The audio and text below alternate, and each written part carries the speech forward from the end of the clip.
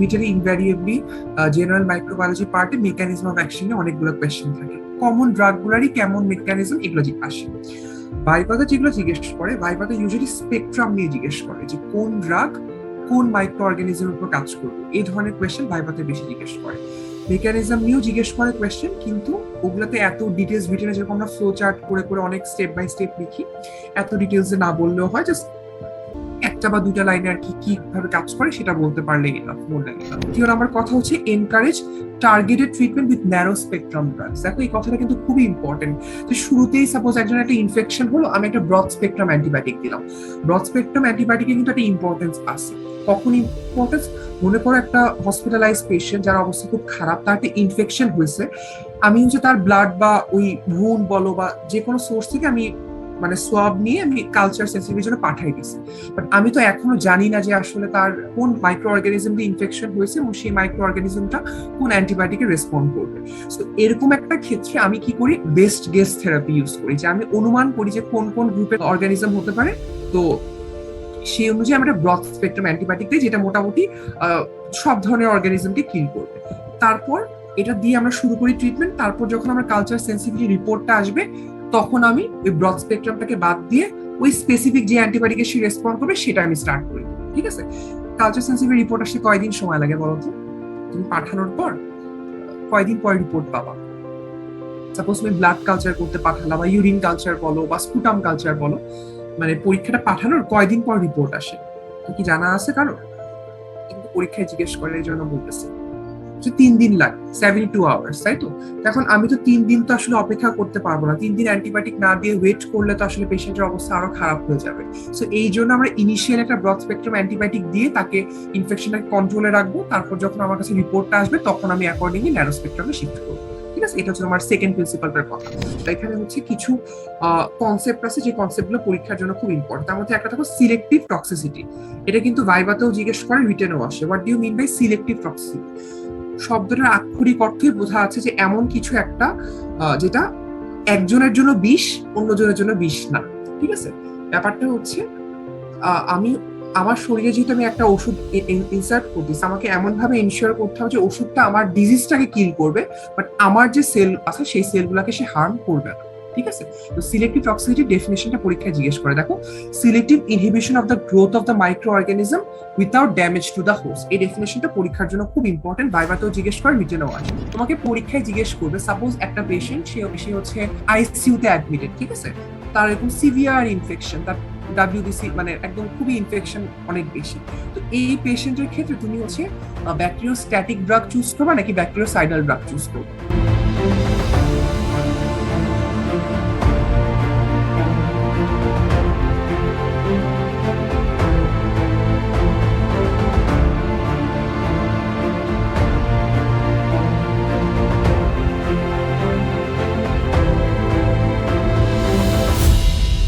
আচ্ছা, আসসালামু আলাইকুম সবাইকে, আমি শুরু করে দিচ্ছি, হ্যাঁ, ক্লাস।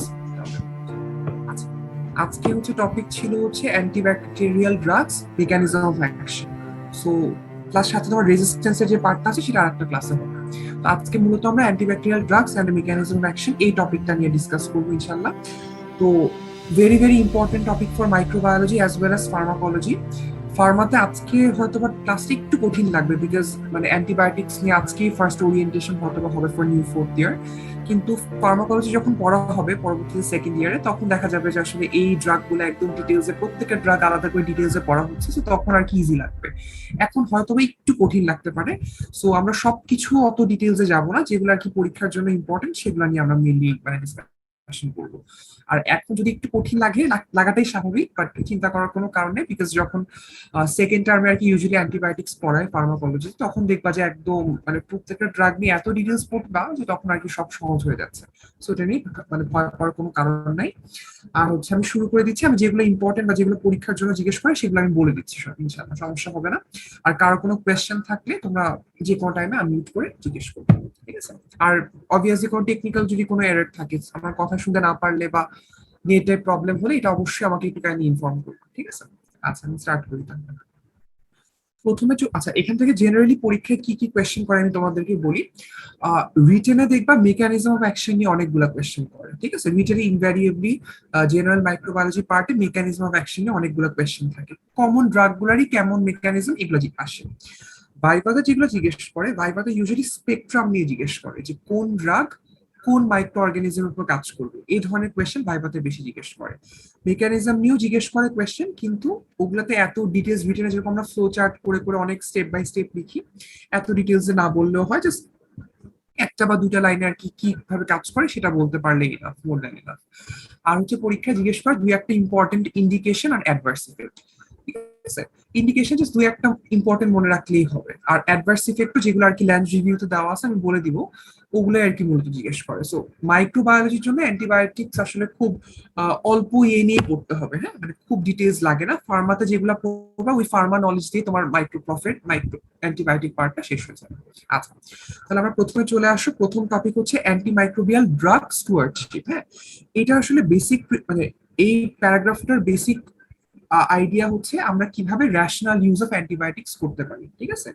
আমরা কিভাবে অ্যান্টিবায়োটিক এমন ভাবে ইউজ করতে পারি যাতে তোমার হচ্ছে পেশেন্টের বা ইন জেনারেল মাইক্রো অর্গানিজমস এর প্রতি রেজিস্ট্যান্স না ডেভেলপ করে, পেশেন্টেরও কোনো কারণ ছাড়া অকারণে অ্যান্টিবায়োটিক ইউজ না হয়, ঠিক আছে, এরকম। অ্যান্টিবায়োটিক মাইক্রোবিয়াল ড্রাগ স্টুয়ার্ডশিপের বেসিক প্রিন্সিপালটা হচ্ছে আমরা রেশনাল ওয়েতে অ্যান্টিবায়োটিক ইউজ করবো। এখন দেখো, এখানে এই প্যারাগ্রাফে আমি কয়েকটা লাইন একটু হাইলাইট করছি, কেন করছি তোমাদেরকে বলি।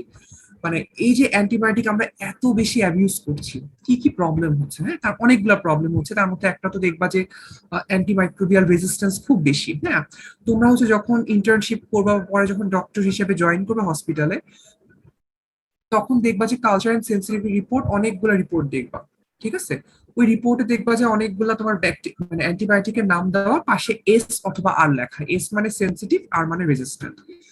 তো সেন্সিটিভ মানে যেসব মাইক্রো অর্গানিজমস গুলা মানে ওই অ্যান্টিবায়োটিকের কাজ, মানে সেন্সিটিভ বলতে মানে অ্যান্টিবায়োটিকটা তুমি দিলে ওই মাইক্রো অর্গানিজমটা হচ্ছে মানে অ্যাটাক্ট হবে বা তোমার হচ্ছে একদম এলিমিনেটেড হয়ে যাবে। আর রেজিস্ট্যান্ট মানে তুমি ওই অ্যান্টিবায়োটিকটা ইউজ করলে মাইক্রো অর্গানিজমের কিছুই হবে না, ঠিক আছে। এটা হচ্ছে তোমার বেসিক কথা। তো আনফর্চুনেটলি আমার এরকম এক্সপিরিয়েন্স আছে যে একটা পেশেন্টের সিম্পল ইউরিনারি ট্র্যাক্ট ইনফেকশন, কিন্তু সে যেগুলার কালচার সেন্সিটিভিটি করে আসছে সবগুলো রেজিস্ট্যান্ট। তারপর যখন আমাদের একটা এক সপ্তাহ এনআইসিউ নিউনেটাল আইসিইউতে প্লেসমেন্ট থাকে, তখন আর কি এরকম ছোট বাচ্চাদের নিউনেটাল সেপসিস নিয়ে আসে, বা মানে একদম ওগুলো তো সব প্রিটার্ম বেবি, একে তো লো বার্থ ওয়েট, ইনফেকশন আসলে তার কথাই নেই, বাচ্চাদের তো আসলে মানে মর্টালিটি অনেক বেড়ে যায়। তো ওখানে অনেকগুলো রিপোর্ট দেখছি যে আসলে একদম সব সেন্সিটিভ।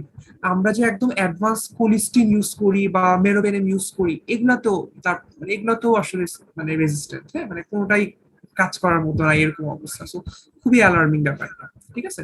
তো অ্যান্টিমাইক্রোবিয়াল ড্রাগ স্টুয়ার্ডশিপের কাজটা হচ্ছে এই জায়গাতে যে আমি হচ্ছে এমন ভাবে অ্যান্টিবায়োটিকের ইউজ গুলা করবো যাতে আমার এরকম সিচুয়েশন না এনকাউন্টার করতে হয়। এখানে কয়েকটা ইম্পর্টেন্ট কথা বলি, যেরকম দেখো ফার্স্ট একটা highlighted point, নোটেবলি the rising rates of Clostridium difficile colitis. তোমরা কি জানো ক্লস্ট্রিডিয়াম ডিফিসিল মানে স্পেসিফিক্যালি কি ইনফেকশন করে? একটা নাম আছে ইনফেকশনের, জানা আছে কি কারো? শেয়ার করতে পারলে ভালো হয় আনমিউট করে। ক্লস্ট্রিডিয়াম ডিফিসিল একটা ইনফেকশন করে, কি ইনফেকশন করে? হচ্ছে সুডো মেমব্রেনাস কোলাইটিস করে, মানে কোলনের এক ধরনের ইনফ্লামেশন করে, সুডো মেমব্রেনাস কোলাইটিস। তো দেখা যায় সুডো মেমব্রেনাস কোলাইটিস কাদের হয়? যারা রিসেন্ট অ্যান্টিবায়োটিক কোর্স একটা পেয়েছে, ঠিক আছে। তো রিসেন্টলি সুডোমোনাস কোলাইটিস নিয়ে কিন্তু পরীক্ষায় প্রশ্ন জিজ্ঞেস করে যে রিসেন্টলি অ্যান্টিবায়োটিক কোর্স কমপ্লিট করার পর তার যদি ডায়রিয়া বা অ্যান্টিবায়োটিক কোর্সের ইয়েতে যদি কারো খুব প্রফিউজ ব্লাডি ডায়রিয়া শুরু হয়ে যায়, তখন তোমাকে অবশ্যই সুডোমোনাস কোলাইটিস সাসপেক্ট করতে হবে। অনেকগুলো অ্যান্টিবায়োটিক এটার জন্য রেসপন্সিবল, তার মধ্যে একটা খুব ইম্পর্টেন্ট রেসপন্সিবল অ্যান্টিবায়োটিক হচ্ছে ক্লিন্ডামাইসিন, পরীক্ষায় জিজ্ঞেস করে, ঠিক আছে। তাহলে এই জিনিসটা একটু আমরা একটু বলে নিই। আমরা আরো এটা এখন অত ডিটেলস আমরা বলবো না, বাট যতটুকু লাগে সুডো মেমব্রেনাস কোলাইটিস, একটু জাস্ট বলে রাখি, এটা পরীক্ষার কোয়েশ্চেন, তো এটা এই চ্যাপ্টার অত ভালোভাবে দেওয়া হয়। আমি কি বললাম, এটা প্রেজেন্টেশনটা কি হয় ব্লাডি ডায়রিয়া নিয়ে, হ্যাঁ। সবসময় যে ব্লাডি হবে নট নেসেসারিলি, বাট ব্লাডি ডায়রিয়াটা ইউজুয়াল মানে মোড অফ প্রেজেন্টেশন, ঠিক আছে। আচ্ছা, তাহলে তুমি দেখো এটার কজ কি? কজ হচ্ছে তোমার মানে ক্লস্ট্রিডিয়াম ডিফিসিল যে ব্যাকটেরিয়া, সেই ব্যাকটেরিয়া দিয়ে হয় ইটিওলজি, ঠিক আছে। তো এটা সার্টেন মানে usually virtually any antibiotic can cause pseudomonas colitis, but কিছু অ্যান্টিবায়োটিকের রোলটা অনেক বেশি ডমিনেন্ট ধরা হয়। তার মধ্যে একটা ইম্পর্টেন্ট অ্যান্টিবায়োটিক হচ্ছে ক্লিন্ডামাইসিন, ঠিক আছে। তোমার ওই অ্যাম্পিসিলিন অ্যামক্সিলিন এগুলোও করতে পারে, বাট তোমার ক্লিন্ডামাইসিনের নামটা স্পেসিফিক্যালি মনে রাখবা, ঠিক আছে? এটা সুডোমোনাস কোলাইটিস করে। এটা ট্রিটমেন্ট কি দিবা? ট্রিটমেন্ট হচ্ছে, দেখো দেখবা যে বইপত্রে হয়তো তুমি দেখবা যে মেট্রোনিডাজল দেওয়া আছে, কিন্তু এটা ট্রিটমেন্টটা চেঞ্জ হয়েছে। হ্যাঁ, এখন হচ্ছে আমরা ভ্যানকোমাইসিন দিয়ে সুডোমোনাস কোলাইটিস ট্রিট করি। এই তিনটা কথা একটু মনে রাখো। হ্যাঁ, সুডোমোনাস কোলাইটিসের আরো অনেকগুলো অর্গানিজমের নাম আছে, অ্যামক্সিসিলিন করতে পারে, অ্যাম্পিসিলিন করতে পারে, ঠিক আছে? কিন্তু তোমার ক্লিন্ডামাইসিনের নামটা মনে রাখবা, এটা ইম্পর্টেন্ট। আর সুডোমোনাস কোলাইটিস যদি একবার ডেভেলপ করে তখন তোমার ট্রিটমেন্ট দিতে হয় ভ্যানকোমাইসিন দিয়ে। মেট্রোনিডাজল আগের ট্রিটমেন্ট লাইনে ছিল, এখন এটা নাই, ঠিক আছে? Vancomycin first line. অন্য ড্রাগ গুলো নাম আপাতত না জানলেও হবে। আচ্ছা, তাহলে চলে আসো, তাহলে এটা কেন? তাহলে দেখো, এই অ্যান্টিমাইক্রোবিয়াল ড্রাগ স্টুয়ার্ডশিপের আমার তিনটা কম্পোনেন্ট আছে। হ্যাঁ, সেই তিনটা কম্পোনেন্ট কি কি সেটা নিয়ে আমরা একটু বলে তারপর ইয়েতে চলে যাবো।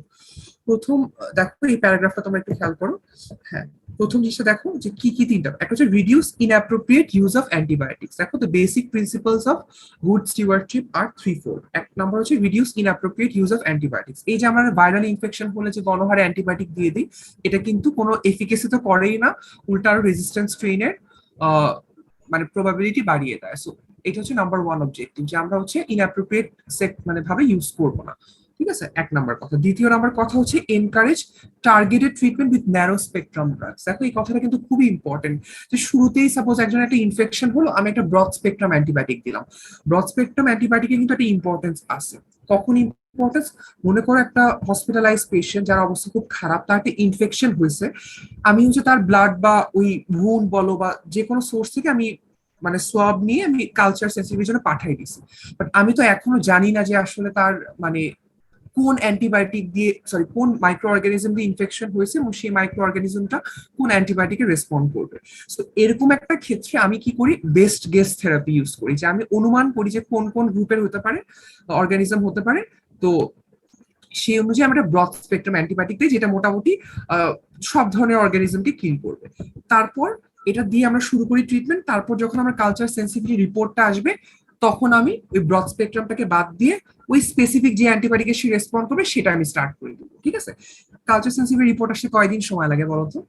তুমি পাঠানোর পর কয়দিন পর রিপোর্ট পাবা? সাপোজ তুমি ব্লাড কালচার করতে পাঠালা, বা ইউরিন কালচার বলো বা স্পুটাম কালচার বলো, মানে পরীক্ষাটা পাঠানোর কয়দিন পর রিপোর্ট আসে? তো কি জানা আছে কারো? কিন্তু পরীক্ষায় জিজ্ঞেস করে, এই জন্য বলতেছি। কয়দিন পর রিপোর্ট পাওয়া যায় জানো? হচ্ছে 3 দিন লাগে, 72 আওয়ার্স, তাই তো? এখন আমি তো 3 দিন তো আসলে অপেক্ষা করতে পারবো না। 3 দিন অ্যান্টিবায়োটিক না দিয়ে ওয়েট করলে তো আসলে পেশেন্টের অবস্থা আরো খারাপ হয়ে যাবে। সো এই জন্য আমরা ইনিশিয়াল একটা ব্রড স্পেকট্রাম অ্যান্টিবায়োটিক দিয়ে তাকে ইনফেকশনটাকে কন্ট্রোলে রাখবো। তারপর যখন আমার কাছে রিপোর্টটা আসবে তখন আমি অ্যাকর্ডিংলি ন্যারো স্পেকট্রামে শিফট করবো, ঠিক আছে? এটা হচ্ছে তোমার সেকেন্ড প্রিন্সিপালটার কথা। আর ন্যারো স্পেকট্রামে আমার প্রেফারেবল ড্রাগ হবে আর কি, যখন আমি জানবো যে কি ইনফেকশন হয়েছে বা কি দিয়ে হচ্ছে।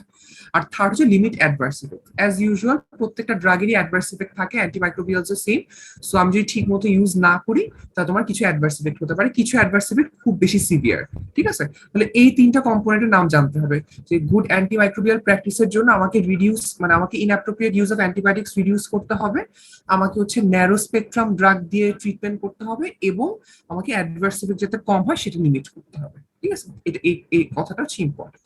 এর পরের পেজে চলে আসো। দেখো, এখানে তোমার যে এই কথাগুলাই লেখা আছে, যে তোমার যে কিভাবে ইনঅ্যাপ্রোপ্রিয়েট ইউজ তুমি প্রিভেন্ট করবা, কিভাবে তুমি হচ্ছে broad spectrum antibiotic over use করবা না, ন্যারো স্পেকট্রামেই থাকবা, কিভাবে তোমার হচ্ছে অ্যাডভার্স ইফেক্ট তুমি কমায় রাখবা। সেখানে কতগুলো পয়েন্টস দেওয়া আছে, এত পয়েন্টস মুখস্থ করা লাগবে, একটু একবার রিডিং করবা এই চারটা, ঠিক আছে? এটা হচ্ছে অ্যান্টিমাইক্রোবিয়াল স্টুয়ার্ডশিপের বেসিক মানে তিনটা স্টেপ। আচ্ছা, দেখো লাস্টে এই সাদা এই হাইলাইট করা লাইনটা দেখো, যে in summary antimicrobial stewardship refers to the effort to improve the treatment of infectious disease by appropriate use of antibiotics. শুরুতে যে কথাটা বললাম, যে রেশনাল ইউজ অফ অ্যান্টিবায়োটিক্সটাই হচ্ছে গুড অ্যান্টিমাইক্রোবিয়াল স্টুয়ার্ডশিপ। তো এখানে এই কথাটাই বলছে যে আমরা অ্যান্টিবায়োটিক অ্যাপ্রোপ্রিয়েট ভাবে ইউজ করব, যাতে আমার ট্রিটমেন্ট ইনফেকশাস ডিজিজের ট্রিটমেন্টটা আমরা ভালোভাবে করতে পারি, ঠিক আছে? আচ্ছা, এই জিনিসটা নিয়ে দেখবা যে ওরকম গাইডে বা ইয়েতে ওইভাবে দেওয়া নেই, বাট এটা নিয়ে প্রশ্ন এই জন্য জিজ্ঞেস করে বিকজ স্যাররা জানে যে এটা চ্যাপ্টার একদম শুরুর জিনিস। তুমি বই পড়ছো কিনা এটা জানার জন্য অ্যান্টিমাইক্রোবিয়াল স্টুয়ার্ডশিপ থেকে কোয়েশ্চেন জিজ্ঞেস করা, যেটা বলতে তুমি কি বুঝো, কি কি কম্পোনেন্ট আছে, এটাই, আর কিছু লাগবে না। জিনিসটা কি, what do you mean by antimicrobial drug stewardship, অথবা what are the components of মানে গুড অ্যান্টিমাইক্রোবিয়াল ড্রাগ স্টুয়ার্ডশিপ। এই তিনটা কথাই পরীক্ষার জন্য, ভাইবার জন্য আর কি ইম্পর্টেন্ট, আর বেশি লাগবে না। আচ্ছা, এবার চলে আসো, নিচে একটা খুব ইম্পর্টেন্ট কথা আছে, প্রিন্সিপালস অফ অ্যান্টিমাইক্রোবিয়াল থেরাপি। হ্যাঁ, এখানে আচ্ছা, অ্যান্টিবায়োটিকের ডেফিনিশনটা অনেক সময় পরীক্ষায়, মানে পরীক্ষায় প্রফে জিজ্ঞেস করে না, বাট অনেক সময় আইটেমে জিজ্ঞেস করতে পারে। সো এটা আসলে ডেফিনেশন বইয়ের মধ্যে দেওয়া নাই, ল্যাজ রিভিউতে ডেফিনেশন নাই। তো গাইডে দেবে একটা ডেফিনেশন দেওয়া আছে, আসলে ওটা ডিএমসি লেকচারে এরকম একটা ডেফিনেশন পড়াইছিল, সেটাই গাইডে দিয়েছে। তো তোমরা ওটা ফলো করতে পারো, যে ওখানে লেখা আছে এরকম যে অ্যান্টিবায়োটিক্স আর সাবস্টেন্সেস, আমি একটু লিখে দিই তাহলে তোমাদের হয়তো একটু ইজি হবে। বাট এই ডেফিনেশনটা কিন্তু কোনো রেফারেন্স আসলে তুমি ল্যান্স রিভিউতে নাই। হ্যাঁ, বাট আইটেমে জিজ্ঞেস করো, তুমি তাকে আইটেমই দিবা, প্রফ তো পরে দিবা। অ্যান্টিবায়োটিক্স হচ্ছে রেফার টু সাবস্টেন্সেস, কি কি সাবস্টেন্সেস, একটা হচ্ছে হতে পারে substance produced by a microorganism, থাকে না কিছু সাবস্টেন্স যেটা মাইক্রো অর্গানিজম নিজেই তৈরি করে, ঠিক আছে, or or a substance produced wholly or partially by chemical synthesis, wholly or partially by chemical synthesis, which at low concentration, concentration short করে as a concentration, inhibit or kill inhibit the growth or kill other microorganisms. এই ডেফিনেশনটাই plus আইটেমে অনেক সময় জিজ্ঞেস করে, শুরু question না পারলে তো রাখতে পারে, সেই জন্য বলবো। তো দেখো, অ্যান্টিবায়োটিক কিছু সাবস্টেন্স যেটা মাইক্রো অর্গানিজম নিজেই তৈরি করে। একটা এক্সাম্পল বলো তো, মাইক্রো অর্গানিজম থেকে আমরা অ্যান্টিবায়োটিক পাচ্ছি, সবচেয়ে কমন অ্যান্টিবায়োটিক যেটা আমরা, সবচেয়ে পুরানো অ্যান্টিবায়োটিক যেটা আমরা মাইক্রো অর্গানিজম থেকে পাই, বলো তো নাম কি অ্যান্টিবায়োটিকটা? কষ্ট করে আনমিউট করে বলো, শেয়ার করো, তাহলে আমার জন্য ইজি হয় যে তোমরা ক্লাসটা ফলো করতে পারতেছো। মাইক্রো অর্গানিজম থেকে আমরা একটা অ্যান্টিবায়োটিক পেয়েছি, এটার একটা এক্সাম্পল বলতে পারবা? মানে আনমিউট করতে আনইজি লাগলে মেসেজেও লিখতে পারো চাইলে। পেনিসিলিন, তাই না? আমরা একটা ফাঙ্গাস পেনিসিলিয়াম থেকে পাই। সো এরকম, তো অ্যান্টিবায়োটিক্স হচ্ছে তোমার কিছু সাবস্টেন্স যেটা মাইক্রো অর্গানিজম নিজেই তৈরি করতে পারে, অথবা এমন কিছু সাবস্টেন্স যেটা আমরা, মানে ওই তৈরি করা সাবস্টেন্সটাকেই হয়তো বা কেমিক্যালি মডিফাই করলাম, অথবা ল্যাবে আমি পুরোপুরি নতুন ভাবে একটা জিনিস তৈরি করলাম আর কি, অন্য কিছু থেকে। সো এটাই আর কি, যে পার্শিয়ালি অথবা হোললি আমরা কেমিক্যালি তৈরি করলাম, ঠিক আছে। তো এই দুই ধরনের সাবস্টেন্স, যেটার কাজ কি, যেটার কাজ হচ্ছে আইদার সে অর্গানিজমের গ্রোথকে, অন্য মাইক্রো অর্গানিজমের গ্রোথকে ইনহিবিট করবে, অথবা সরাসরি মেরেই ফেলবে, ঠিক আছে। তাহলে অ্যান্টিবায়োটিক্স এই ডেফিনেশনটা একটু খেয়াল করো, এটা পরীক্ষার জন্য আইটেমের জন্য জিজ্ঞেস করো। আচ্ছা, এবার চলে আসো আমাদের ওই ল্যান্স রিভিউতে, প্রিন্সিপালস অফ অ্যান্টিমাইক্রোবিয়াল থেরাপি যেখানে আমরা ছিলাম, অন করতেছি। এখানে দেখো প্রিন্সিপালস অফ অ্যান্টিমাইক্রোবিয়াল থেরাপি, দেখো এখানে হচ্ছে কিছু কনসেপ্ট আছে, যে কনসেপ্ট গুলো পরীক্ষার জন্য খুব ইম্পর্টেন্ট। তার মধ্যে একটা দেখো সিলেক্টিভ টক্সিসিটি, এটা কিন্তু ভাইভাতেও জিজ্ঞেস করে, রিটেনও আসে। What do you mean by selective toxicity? শব্দটার আক্ষরিক অর্থই বোঝা আছে যে এমন কিছু একটা যেটা একজনের জন্য বিষ, অন্যজনের জন্য বিষ না, ঠিক আছে। ব্যাপারটা হচ্ছে আমি আমার শরীরে যেহেতু আমি একটা ওষুধ ইনসার্ট করতেছি, আমাকে এমন ভাবে ইনশিওর করতে হবে যে ওষুধটা আমার ডিজিজটাকে কিল করবে, বাট আমার যে সেল আছে সেই সেলগুলোকে সে হার্ম করবে না, ঠিক আছে। তো সিলেক্টিভ টক্সিসিটি ডেফিনেশনটা পরীক্ষায় জিজ্ঞেস করে, দেখো, selective inhibition of the growth of the micro organism without damage to the host. এই ডেফিনেশনটা পরীক্ষার জন্য খুব ইম্পর্টেন্ট, ভাইভাতেও জিজ্ঞেস করে, রিটেনও আসে। What do you mean by selective toxicity? এখন এরপরে সেকেন্ড ফলো আপ কোয়েশ্চেন জিজ্ঞেস করে, এই যে সিলেক্টিভ টক্সিসিটি আমরা বলতেছি, এটার বেসিস কি? এটার বেসিসটা হচ্ছে ব্যাকটেরিয়াল সেল এবং হিউম্যান সেলের মধ্যে কিছু ফান্ডামেন্টাল ডিফারেন্স আছে। এই ডিফারেন্সটার জন্য আমি যখন একটা অ্যান্টিবায়োটিক ব্যাকটেরিয়াল সেলের উপর সে কাজ করবে, কিন্তু হিউম্যান সেলকে সে এফেক্ট করবে না, ঠিক আছে। এখন এই তারপর তোমাকে জিজ্ঞেস করবে এই বেসিক ডিফারেন্স গুলো কি কি, এটা তোমাদের পারবা। Cell wall, ribosome, nucleic acid, cell membrane. ব্যাকটেরিয়ার রাইবোজোম কি আর হিউম্যানের রাইবোজোম কি বলতো? 70s 80s পড়ছো না? কাদেরটা 70s কাদেরটা 80s বলো তো, এটা একটু কাইন্ডলি আনমিউট করে কেউ শেয়ার করো। রাইবোজোম কাদের? হ্যাঁ, ব্যাকটেরিয়া হচ্ছে 70। হ্যাঁ, ভেরি গুড। তার মানে দেখো ব্যাকটেরিয়া 70s, আমাদের 80s। তার মানে দেখো যে যে অ্যান্টিবায়োটিক গুলা রাইবোজোমের উপর কাজ করবে, ওরা ব্যাকটেরিয়াল 70s রাইবোজোমের উপরই কাজ করবে, তার সাব ইউনিট গুলোর উপর কাজ করবে, সে কিন্তু আমাদের 80s রাইবোজোমকে ধরবে না।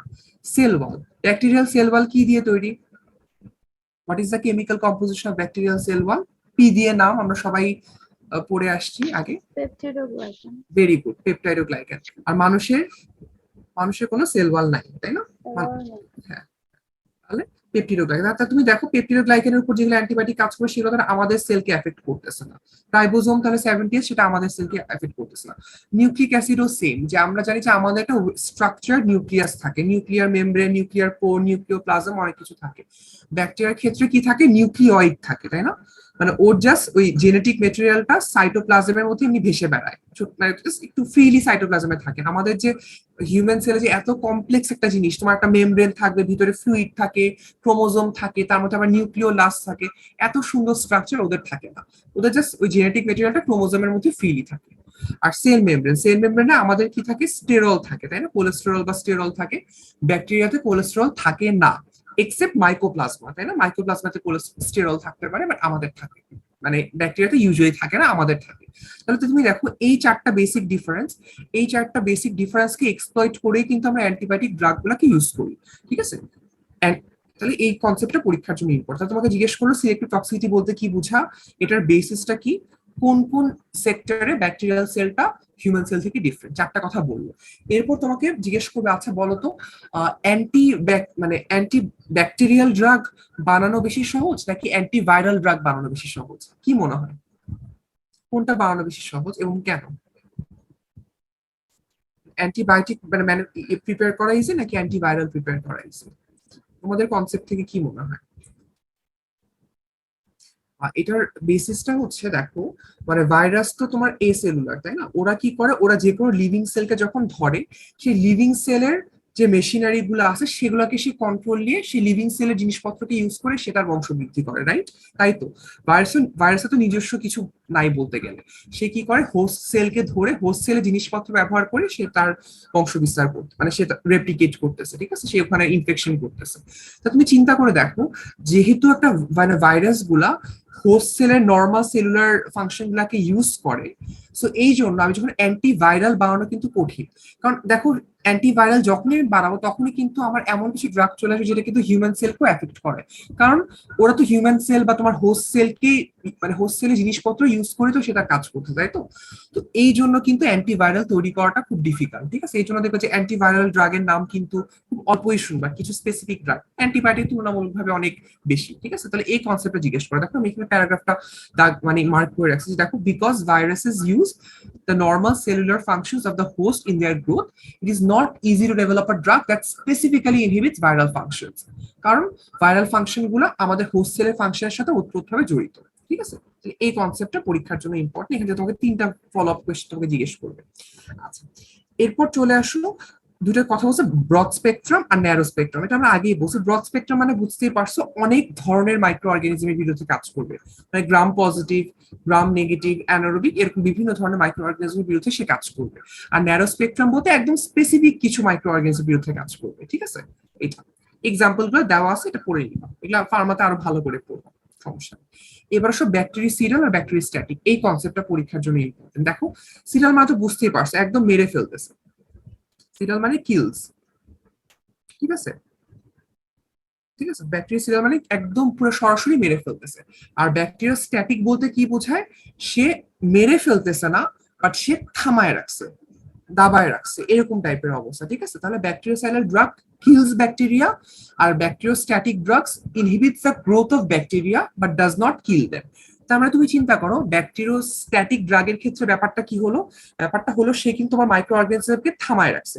থামায় রাখাটাও কিন্তু ইম্পর্টেন্ট, বিকজ তুমি থামায় না রাখলে সে তো তার প্যাথোজেনেসিস করে বেড়াবে, সেটা তার হচ্ছে মাল্টিপ্লিকেশন করে বেড়াবে। তুমি থামায় রাখাটা ইজ ইম্পর্টেন্ট। বাট তুমি যে থামায় রাখলা, তারপর তার কি হবে? তারপর কি হবে, তখন তোমার যে নিজস্ব যে অ্যান্টিবডি আছে, তোমার যে সেলগুলো আছে, নিউট্রোফিল বলো, ম্যাক্রোফেজ বলো, তারা সেই ব্যাকটেরিয়াটাকে ডিস্ট্রয় করে ফেলবে, ঠিক আছে? ব্যাকটেরিওস্ট্যাটিকের কাজটা হচ্ছে এটা। তোমাকে পরীক্ষায় জিজ্ঞেস করবে, সাপোজ একটা পেশেন্ট, সে হচ্ছে আইসিইউ তে অ্যাডমিটেড, ঠিক আছে? তার এরকম সিভিয়ার ইনফেকশন, তার ডাব্লিউবিসি মানে একদম খুবই ইনফেকশন অনেক বেশি। তো এই পেশেন্টের ক্ষেত্রে তুমি হচ্ছে ব্যাকটেরিওস্ট্যাটিক ড্রাগ চুজ করবে নাকি ব্যাকটেরিওসাইডাল ড্রাগ চুজ করবে? কি মনে হয়? একটা সিভিয়ারলি ইল পেশেন্ট, ইনফেকশন আছে তার, তার ক্ষেত্রে কোন গ্রুপের অ্যান্টিবায়োটিকটা চুজ করাটা মানে তোমার কাছে রেশনাল মনে হয়? শেয়ার করো কাইন্ডলি প্লিজ, কোনো সমস্যা নেই, আনসার ভুল হোক রাইট হোক, তোমাদের আইডিয়াটা একটু বলো, তাহলে ক্লাসটা একটু ওয়ান সাইডেড কম হয় আর কি। হ্যাঁ, কোনটা ইউজ করবো? হ্যাঁ, ব্যাকটেরিয়াসাইডাল। হ্যাঁ, ভেরি গুড। কেন, তোমার রিজনটা? কারণ এটা তো হচ্ছে অর্গানিজমটাকে হচ্ছে কিল করে ফেলবে।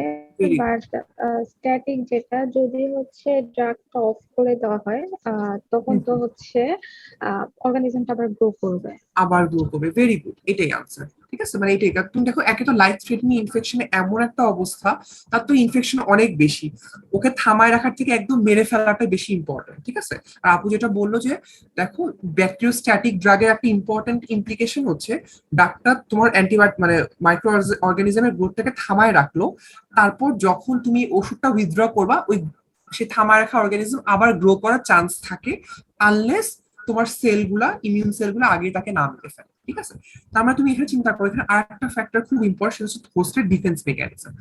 এমন একটা মানুষ যে কিনা ইমিউনো কম্প্রোমাইজ বলতে সাপোজ একটা ডায়াবেটিক পেশেন্ট, বা তোমার মনে করো সে স্টেরয়েড পাচ্ছে অনেক লম্বা টাইম ধরে, বা সে কেমোথেরাপি বা রেডিওথেরাপি রিসিভ করেছে, এরকম একটা পেশেন্ট, তার ইমিউন স্ট্যাটাস কিন্তু আপ টু দ্য মার্ক না। ঠিক আছে, বাট এইচআইভি পেশেন্ট যার টি সেল কাউন্ট একদম অল্প, তো এরকম একটা পেশেন্টে তুমি যদি ব্যাকটেরিওস্ট্যাটিক ড্রাগ দাও, তার অর্গানিজম কিন্তু সে থেমে থাকবে। তো তার তো নিজস্ব শরীর, বডিতে যে সেলগুলো আছে ইমিউন সেল, তাদের তো সেই ক্ষমতা নাই যে তার ওই ব্যাকটেরিয়াগুলোকে মেরে ফেলবে, বুঝতে পারছো? তো এই জন্য লাইফ থ্রেটনিং যখন ইনফেকশন হবে, বা খুব সিভিয়ারলি ইমিউনো কম্প্রোমাইজ যে পেশেন্ট থাকবে, তাদের ক্ষেত্রে কিন্তু অবশ্যই ব্যাকটেরিওসিডাল ড্রাগস আর প্রেফারেবল। ঠিক আছে, এই কথা পরীক্ষার জন্য কিন্তু ইম্পর্টেন্ট। ঠিক আছে, এই কথাটা আমি যে কথাগুলো বললাম এগুলাই দেখবা এখানে লেখা আছে। আচ্ছা, এবার চলে আসো এর পরের চ্যাপ্টারে, পরের পেজে, এখানে এইটা হচ্ছে ভেরি ভেরি ইম্পর্টেন্ট। এই চার্টটা, এটা একটু কষ্ট করে মুখস্থ করতে হবে। শোনো, এখান থেকে এই চার্ট থেকে অনেক ভাবে কোয়েশ্চেন জিজ্ঞেস করে, অনেকভাবে কোয়েশ্চেন জিজ্ঞেস করে, তোমাকে বলবে যে কয়েকটা সেল ওয়ালের উপর কাজ করে এরকম ব্যাকটেরিয়ার নাম বলো, বা প্রোটিন সিনথেসিস ইনহিবিটরের নাম বলো, নিউক্লিক অ্যাসিড ইনহিবিটরের নাম বলো, এইভাবে আর কি তোমাকে জিজ্ঞেস করবে। ঠিক আছে, এবং খুব ইম্পর্টেন্ট, এই চার্টটা একদম মুখস্থ করতে হবে। এখন কঠিন লাগবে, কয়েকবার রিডিং পড়ো, পরে আস্তে আস্তে সহজ হয়ে যাবে। ঠিক আছে, আচ্ছা এখানে তুমি দেখো, একটা হচ্ছে আমরা তো চারটা পয়েন্ট অফ ডিফারেন্স পড়ছিলাম, যে সেল ওয়াল ডিফারেন্ট, রাইবোজোম বা প্রোটিন সিনথেসিস অ্যাপারেটাসটা ডিফারেন্ট, নিউক্লিক অ্যাসিডটা ডিফারেন্ট, এবং সেল মেমব্রেনের স্টেরলের থাকা না থাকা, এটা এই চারটা ডিফারেন্স আছে। এই চারটা ফ্যাক্টরের উপরই আমার বিভিন্ন অ্যান্টিবায়োটিক কাজ করে। সেল ওয়াল সিনথেসিস ইনহিবিটরের মধ্যে কি কি আছে, ভেরি ভেরি ইম্পর্টেন্ট এটা, পেনিসিলিন, সেফালোস্পোরিন।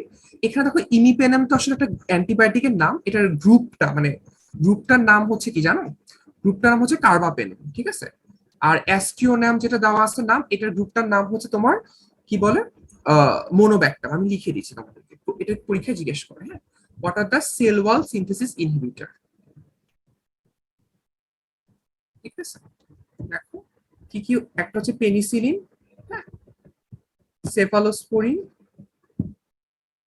ঠিক আছে, কার্বাপেনেম। এই কার্বাপেনেম গ্রুপের মধ্যে কি আছে, তোমার হচ্ছে ওই যে কি বলে, ওই যে ইমিপেনেম বা মেরোপেনেম, তাই না, এগুলো তো নাম শুনছো নিশ্চয়ই, এই জিনিসগুলো। হ্যাঁ, আর হচ্ছে তোমার কার্বাপেনেম, আরটা তোমার কি আছে, মোনোব্যাক্টাম। মোনোব্যাক্টামের মধ্যে আছে তোমার অ্যাস্ট্রিওনল। হ্যাঁ, এই ড্রাগটা, একটাই ড্রাগ আছে।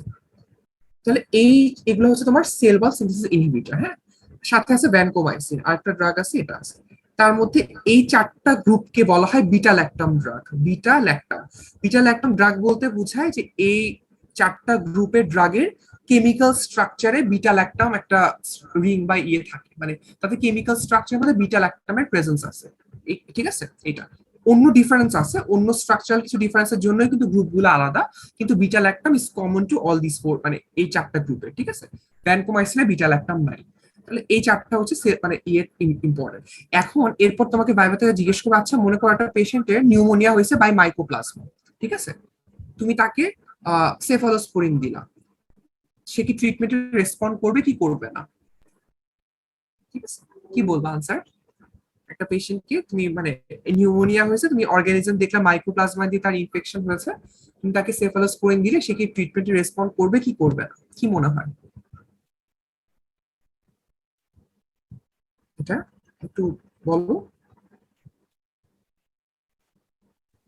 ভাইয়া করবেন। মানে কি করবে, মানে কেন মনে হচ্ছে আপনার? মাইক্রোপ্লাজমা তো ওয়াললেস মোশন। ভেরি গুড, দেখছো, মাইক্রোবায়োম সেল ওয়াল নাই, তুমি আমরা এমন একটা অ্যান্টিবায়োটিক দিচ্ছি যেটা সেল ওয়ালের উপরই কাজ করে, তাহলে তো সে কাজ করবে না। তাই না? তা তুমি তাকে যতই ভালো অ্যান্টিবায়োটিক দাও, তুমি সেফট্রাক্সন দাও, সেফটাজিডিন দাও, যেটাই দাও না কেন, ইট won't work because it's a মানে সেল ওয়াল নাইটার। ঠিক আছে? তো এইভাবে পরীক্ষার কোয়েশ্চেন গুলো এইভাবে করে দেখো, সবই তোমাদের জানা আছে, বাট একটু জাস্ট চিন্তা করে রাখতে হয় আর কি। পরীক্ষার সময় আসলে মাথা কাজ করে না, খুবই স্বাভাবিক এত স্ট্রেসের মধ্যে, বাট এটা তাহলে সেল ওয়াল ইনহিবিটরের মধ্যে এগুলো বললাম, যেগুলোর কথা বলছি এরা কিন্তু ওই মানে পেপটাইড ও গ্লাইকেনের যে ক্রস লিঙ্কিং, মানে একটা আটার সাথে যে জোড়া লাগবে সেই জায়গাতে সেই কাজ করবে। আর পেপটাইড ও গ্লাইকেন তো তৈরিতে অনেকগুলো ধাপ আছে, অন্য ধাপে কাজ করবে কারা, অন্য অ্যান্টিবায়োটিক সাইক্লোস্পেরিন আর ব্যাকপ্যাসিট্রেসিন। ঠিক আছে? আর পেপটাইড গ্লাইকেনের ক্রস লিঙ্কিং প্রসেসে কাজ করবে কোনটা, তোমার পেনিসিলিন, সেফালোস্পোরিন, মোনোব্যাকটাম, কার্বাপেনেম, ভ্যানকোমাইসিন, এগুলা গেল। এরপর সব প্রোটিন সিনথেসিস ইনহিবিটর সবচেয়ে মানে বেশি আমরা ইউজ করি আর কি। দেখো তার মধ্যে 30S, 30S এরটা মনে রাখো, দেখো কিভাবে আমি এভাবে মনে রাখি 30S। হ্যাঁ, 30S রাইবোজোমের উপর কাজ করে দুইটা। হ্যাঁ, আমরা থ্রেট বলি না, থ্রেট বলি না একটা ওয়ার্ড যে হুমকি দাও, তো আমি এটা থ্রেটটাকে আমরা যদি মানে এভাবে লিখি, এটা হয়তো লিখতে পারি থ্রেট। তো থ্রেটে হচ্ছে আমি এভাবে মনে রাখি, 3 তে 30S, এতে হচ্ছে অ্যামাইনো গ্লাইকোসাইড। ঠিক আছে? এতে হচ্ছে অ্যামাইনো গ্লাইকোসাইড, আর টিতে হচ্ছে তোমার টেট্রাসাইক্লিন। ঠিক আছে? তাহলে তুমি দেখো 30S রাইবোজোমের উপর কাজ করে দুইটা, অ্যামাইনো গ্লাইকোসাইড আর টেট্রাসাইক্লিন। পরীক্ষা তোমাকে স্পেসিফিক্যালি জিজ্ঞেস করবে 30S রাইবোজোমের উপর কি কি কাজ করে, তখন মনে থাকে না, সেভাবে থ্রেড দিয়ে মনে রাখবা 3 at। ঠিক আছে? 380 থ্রেড দিয়ে মনে রাখবা যে তোমার 30S রাইবোজোমের উপর কাজ করে অ্যামাইনো গ্লাইকোসাইড আর টেট্রাসাইক্লিন। আর বাকি যেগুলো আছে ওগুলো সব কাজ করে কিসের উপর, 50S রাইবোজোমের উপর। ঠিক আছে? 50S রাইবোজোমের উপর ওটা মনে রাখা একটা নিমোনিক আছে, তোমাদেরকে আমি বলে দিই। সেটা হচ্ছে তোমার দাঁড়াও, 50s এর উপর সিএমএল। সিএমএল তোমার নাম শুনছো না, ক্রনিক মাইলয়েড লিউকেমিয়া। সি তে কি, সি তে তোমার হচ্ছে ক্লোরাম ফেনিকল। ক্লোরাম ফেনিকল, ক্লোরাম ফেনিকল। ঠিক আছে? এম এ হচ্ছে কি, ম্যাক্রোলিডস। ম্যাক্রোলিডস বলতে বোঝায় তোমার হচ্ছে যে ওই যে আমরা যেগুলো খুব ইউজ করি যে অ্যাজিথ্রোমাইসিন, এগুলো হচ্ছে ম্যাক্রোলিড গ্রুপের। হ্যাঁ, বা এরিথ্রোমাইসিন বা ক্ল্যারিথ্রোমাইসিন, এগুলো সব হচ্ছে ম্যাক্রোলিড গ্রুপের। হ্যাঁ, ঠিক আছে? আর এলে হচ্ছে লিনাজোলিড, লিনাজোলিড। তাহলে ক্লোরাম ফেনিকল, ম্যাক্রোলিড, আরো আরো আছে মানে কি বলে, হ্যাঁ, ক্লিন্ডামাইসিনটা বাদ দিচ্ছি, সরি। ক্লোরাম ফেনিকল, ক্লিন্ডামাইসিন, হ্যাঁ সিতে দুইটা, ক্লিন্ডাম, সরি, হ্যাঁ, ক্লোরাম ফেনিকল, ক্লিন্ডামাইসিন। ঠিক আছে? আর হচ্ছে লিনাজোলিড, এভাবে। তাহলে সিএমএল কি তোমরা মনে রাখবে, সিএমএল আর হচ্ছে তোমার 3 at, এটা তোমার হচ্ছে protein synthesis inhibitor. Chloramphenicol, clindamycin, macrolide, linezolid, এগুলো তোমার হচ্ছে 50S রাইবোজোমের উপর কাজ করে। পরীক্ষার জন্য ভেরি ভেরি ইম্পর্টেন্ট, এটা কিন্তু একদম আলাদা করে তোমাকে জিজ্ঞেস করবে, ক্লাসিফিকেশন ফুললি কখনো জিজ্ঞেস করে না। ঠিক আছে? আচ্ছা, এবার দেখো নিউক্লিক অ্যাসিডের উপর কিভাবে তৈরি করে। নিউক্লিক অ্যাসিড তৈরিও তো একটা খুব সফিস্টিকেটেড প্রসেস, অনেকগুলো ধাপে ধাপে যায়। তার মধ্যে আছে কেউ আছে নিউক্লিওটাইড সিনথেসিসকে ইনহিবিট করে, কেউ আছে ডিএনএ এর উপর কাজ করে, কেউ আছে আরএনএ এর উপর কাজ করে। তো আরএনএটা মনে রাখবা, R for RNA, R for rifampin বা রিফাম্পিসিন, অ্যান্টি টিবি যে ড্রাগ ইউজ করি, তাহলে R for RNA, R for rifampin, তাহলে এটা মনে থাকবে। ঠিক আছে? আর কি তোমার হচ্ছে ডিএনএটা মনে রাখবা যে কুইনোলোন। কুইনোলোন তো জানো, সিপ্রোফ্লক্সাসিন, লিভোফ্লক্সাসিন, এই গ্রুপের যে ওষুধগুলো ওরা ডিএনএ এর উপর কাজ করে। আর নিউক্লিওটাইডের উপর কাজ করবে সালফোনামাইড আর ট্রাইমেথিওপ্রিন, এই দুটো নাম মুখস্থ করতে হবে। এটা মেকানিজমটা একটু পরে আমরা ডিটেইলসে দেখবো। ঠিক আছে? আচ্ছা, তাহলে এটা গেল। তাহলে তোমার নিউক্লিক অ্যাসিডের মধ্যে আর আর আর আরএনএ সিনথেসিস ইনহিবিট করবে রিফাম্পিসিন, ডিএনএটাকে ইনহিবিট করবে তোমার কুইনোলোন গ্রুপ, মানে সিপ্রোফ্লক্সাসিন, লোমিফ্লক্সাসিন, লিভোফ্লক্সাসিন, মক্সিফ্লক্সাসিন, এগুলো সব কুইনোলোন গ্রুপের। আর নিউক্লিওটাইডকে ইনহিবিট করবে সালফোনামাইড আর ট্রাইমেথিওপ্রিন। ঠিক আছে?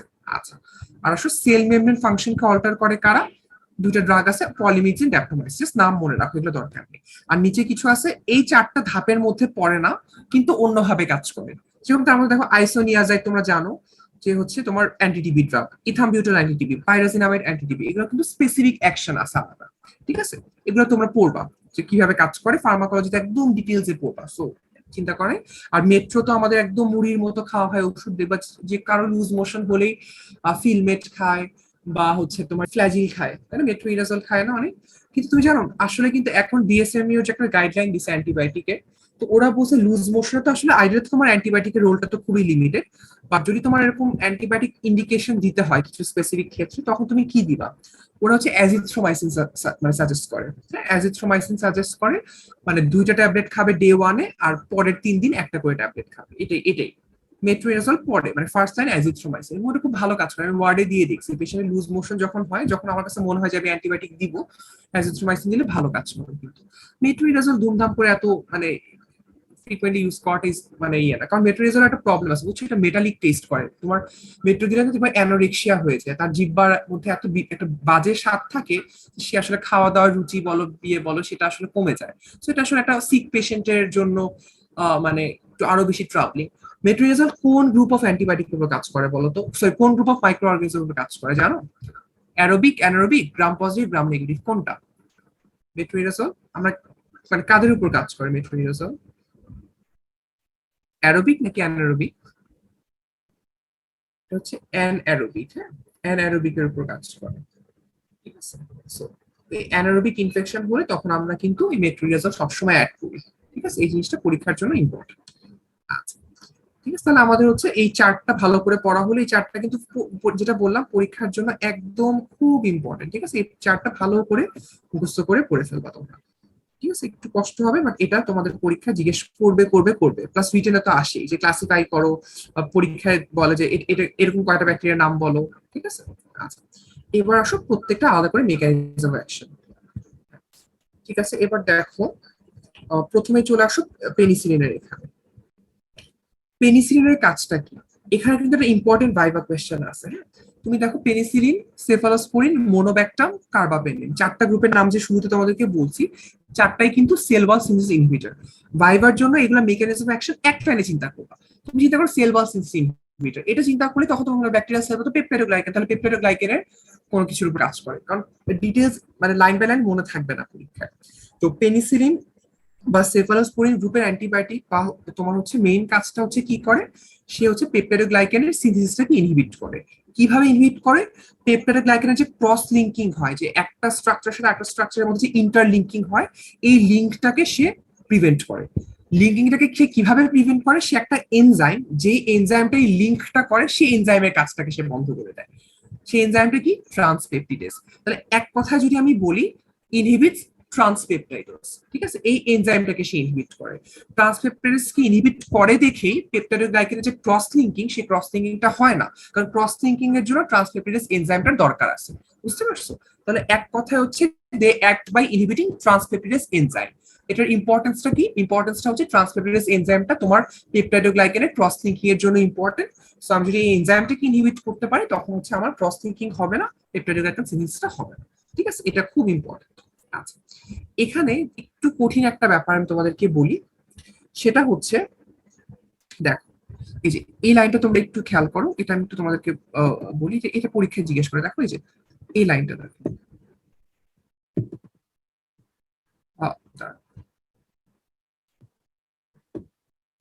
এখানে দেখো এই পরের প্যারাগ্রাফে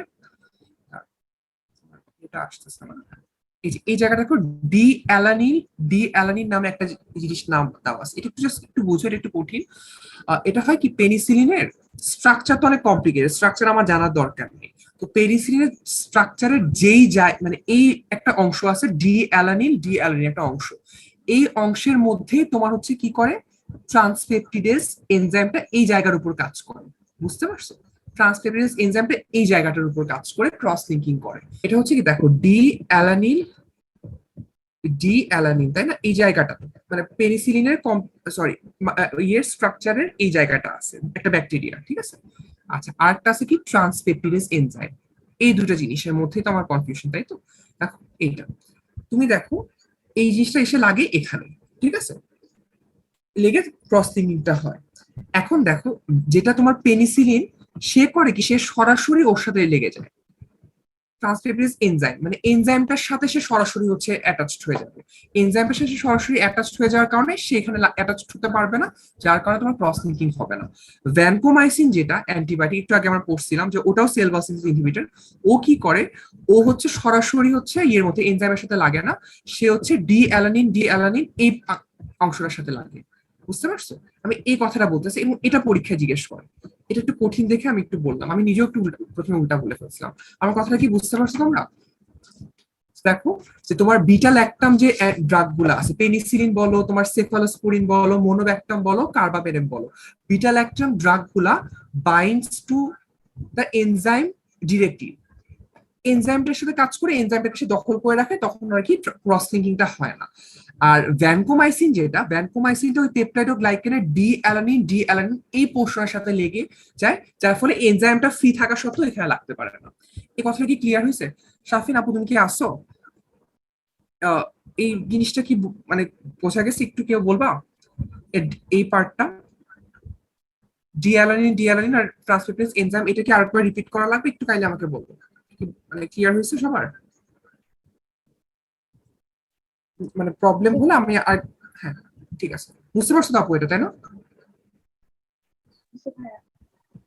ঠিক আছে, তাহলে এটাই আর কি। তাহলে এটা মনে রাখবো যে মানে বিটা ল্যাকটাম যে অ্যান্টিবায়োটিক গুলো ডিরেক্টলি এনজাইমের সাথে অ্যাটাচড হয়, আর তোমার ভ্যানকোমাইসিনটা ডি অ্যালানিন গ্রুপের সাথে অ্যাটাচড হয়। ঠিক আছে, এটাই আমি বলার জন্য এটা দেখালাম আর কি।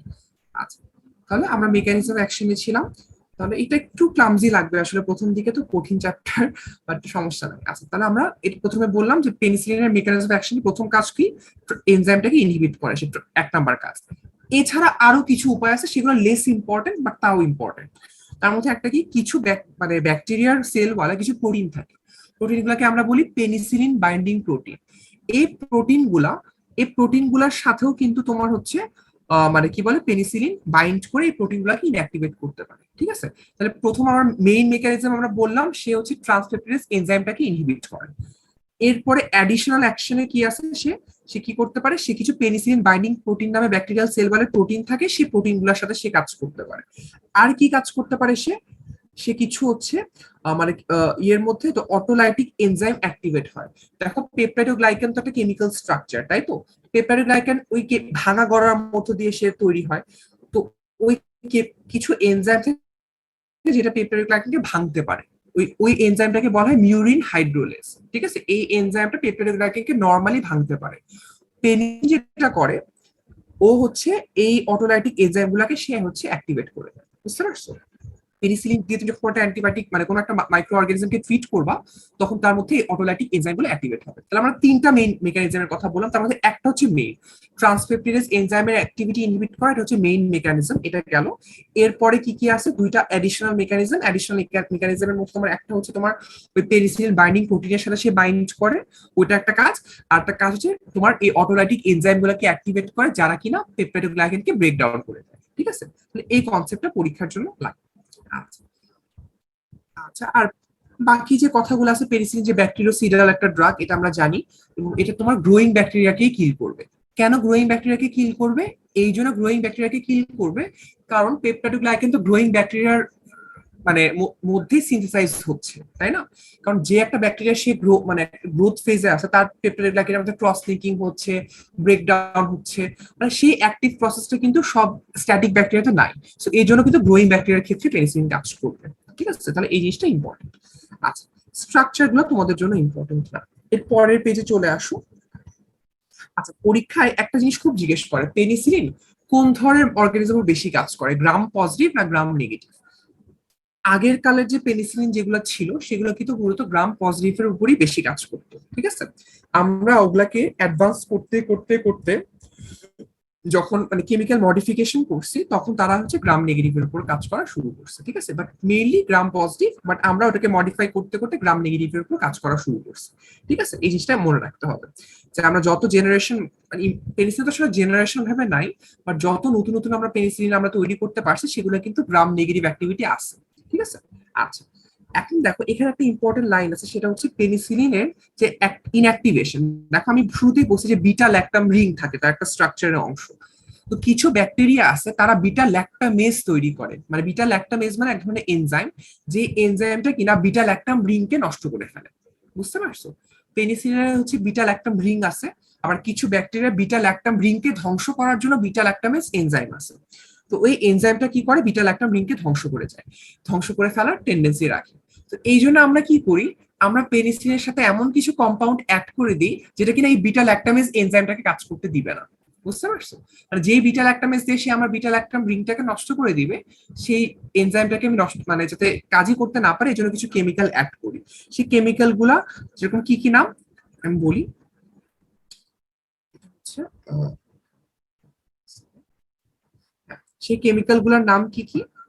তোমার হচ্ছে ক্ল্যাভুলানিক অ্যাসিড। হ্যাঁ, এরা কিন্তু নিজেরা অ্যান্টিবায়োটিক না, বাট এরা কি করে, ওই যে বিটা ল্যাকটামেজ যেটা আমার বিটা ল্যাকটাম রিংকে নষ্ট করে দিবে তাকে সেই দাবা মানে ইনহিবিট করে। তো ক্ল্যাভুলানিক অ্যাসিড, তারপর হচ্ছে কি আছে, সালব্যাকটাম, ট্যাজোব্যাকটাম, ঠিক আছে, এই জিনিসগুলো। হ্যাঁ, এরা হচ্ছে তোমার বিটা ল্যাকটামেজ ইনহিবিটর, ঠিক আছে।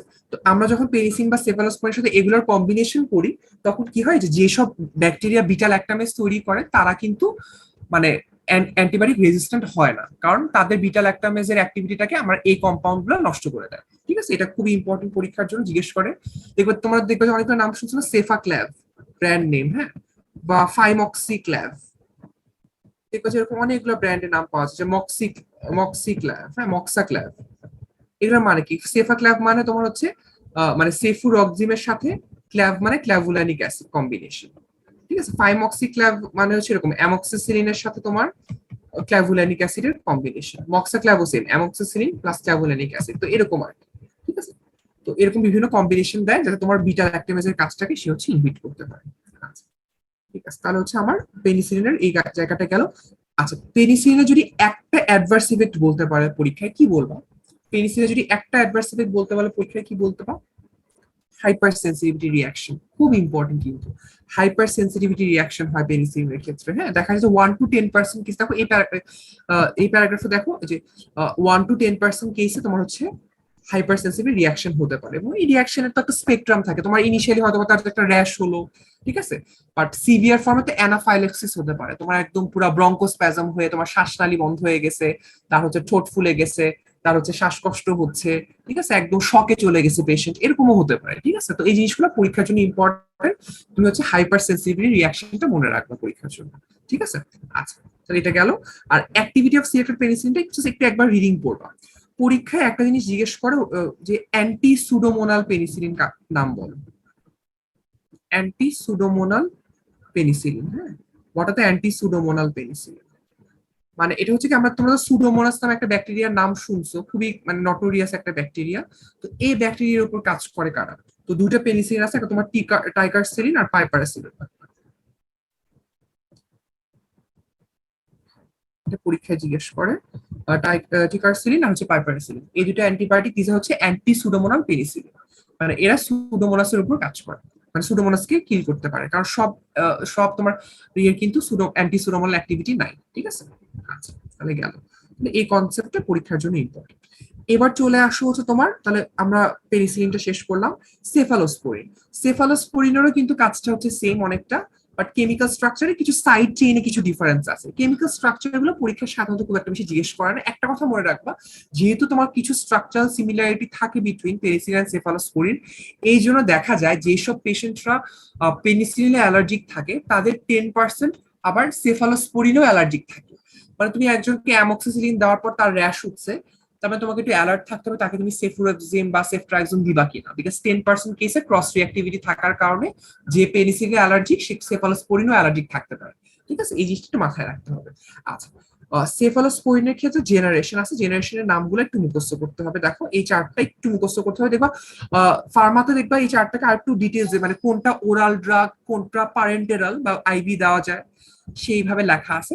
ওইভাবে না পড়লেও হবে, বাট এই জিনিসটা মানে একটু মুখস্থ করবো। ওইভাবে পড়তে পারলে খুব ভালো হয়, বাট তুমি অ্যাটলিস্ট প্রত্যেকটা জেনারেশন দু একটা করে নাম বলে রাখবো, ঠিক আছে। ফার্স্ট জেনারেশন তখন সেফাজোলিন, সেকেন্ড জেনারেশন কি সেফুরক্সিম, সেফক্সিটিন। থার্ড জেনারেশন অনেক ড্রাগ আছে, তার মধ্যে ইম্পর্টেন্ট সেফট্রাক্সন আর হচ্ছে সেফটাজিডিন, ঠিক আছে, মনে রাখবে টি আছে, T for third, T for ceftriaxone, T for সেফটাজিডিন।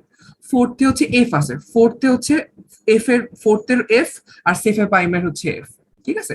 আর ফিফথে কি সেফটা রোলিং আর সেফটা ক্লোজার, ঠিক আছে। পরীক্ষায় যে জিনিসটা জিজ্ঞেস করার সময় এটা খুব ইম্পর্টেন্ট, এই যে সেফালোস্পোরিনের জেনারেশন, হ্যাঁ, সেফালোস্পোরিনের যে জেনারেশন গুলা আছে ওদের স্পেকট্রাম গুলা মানে কেমন?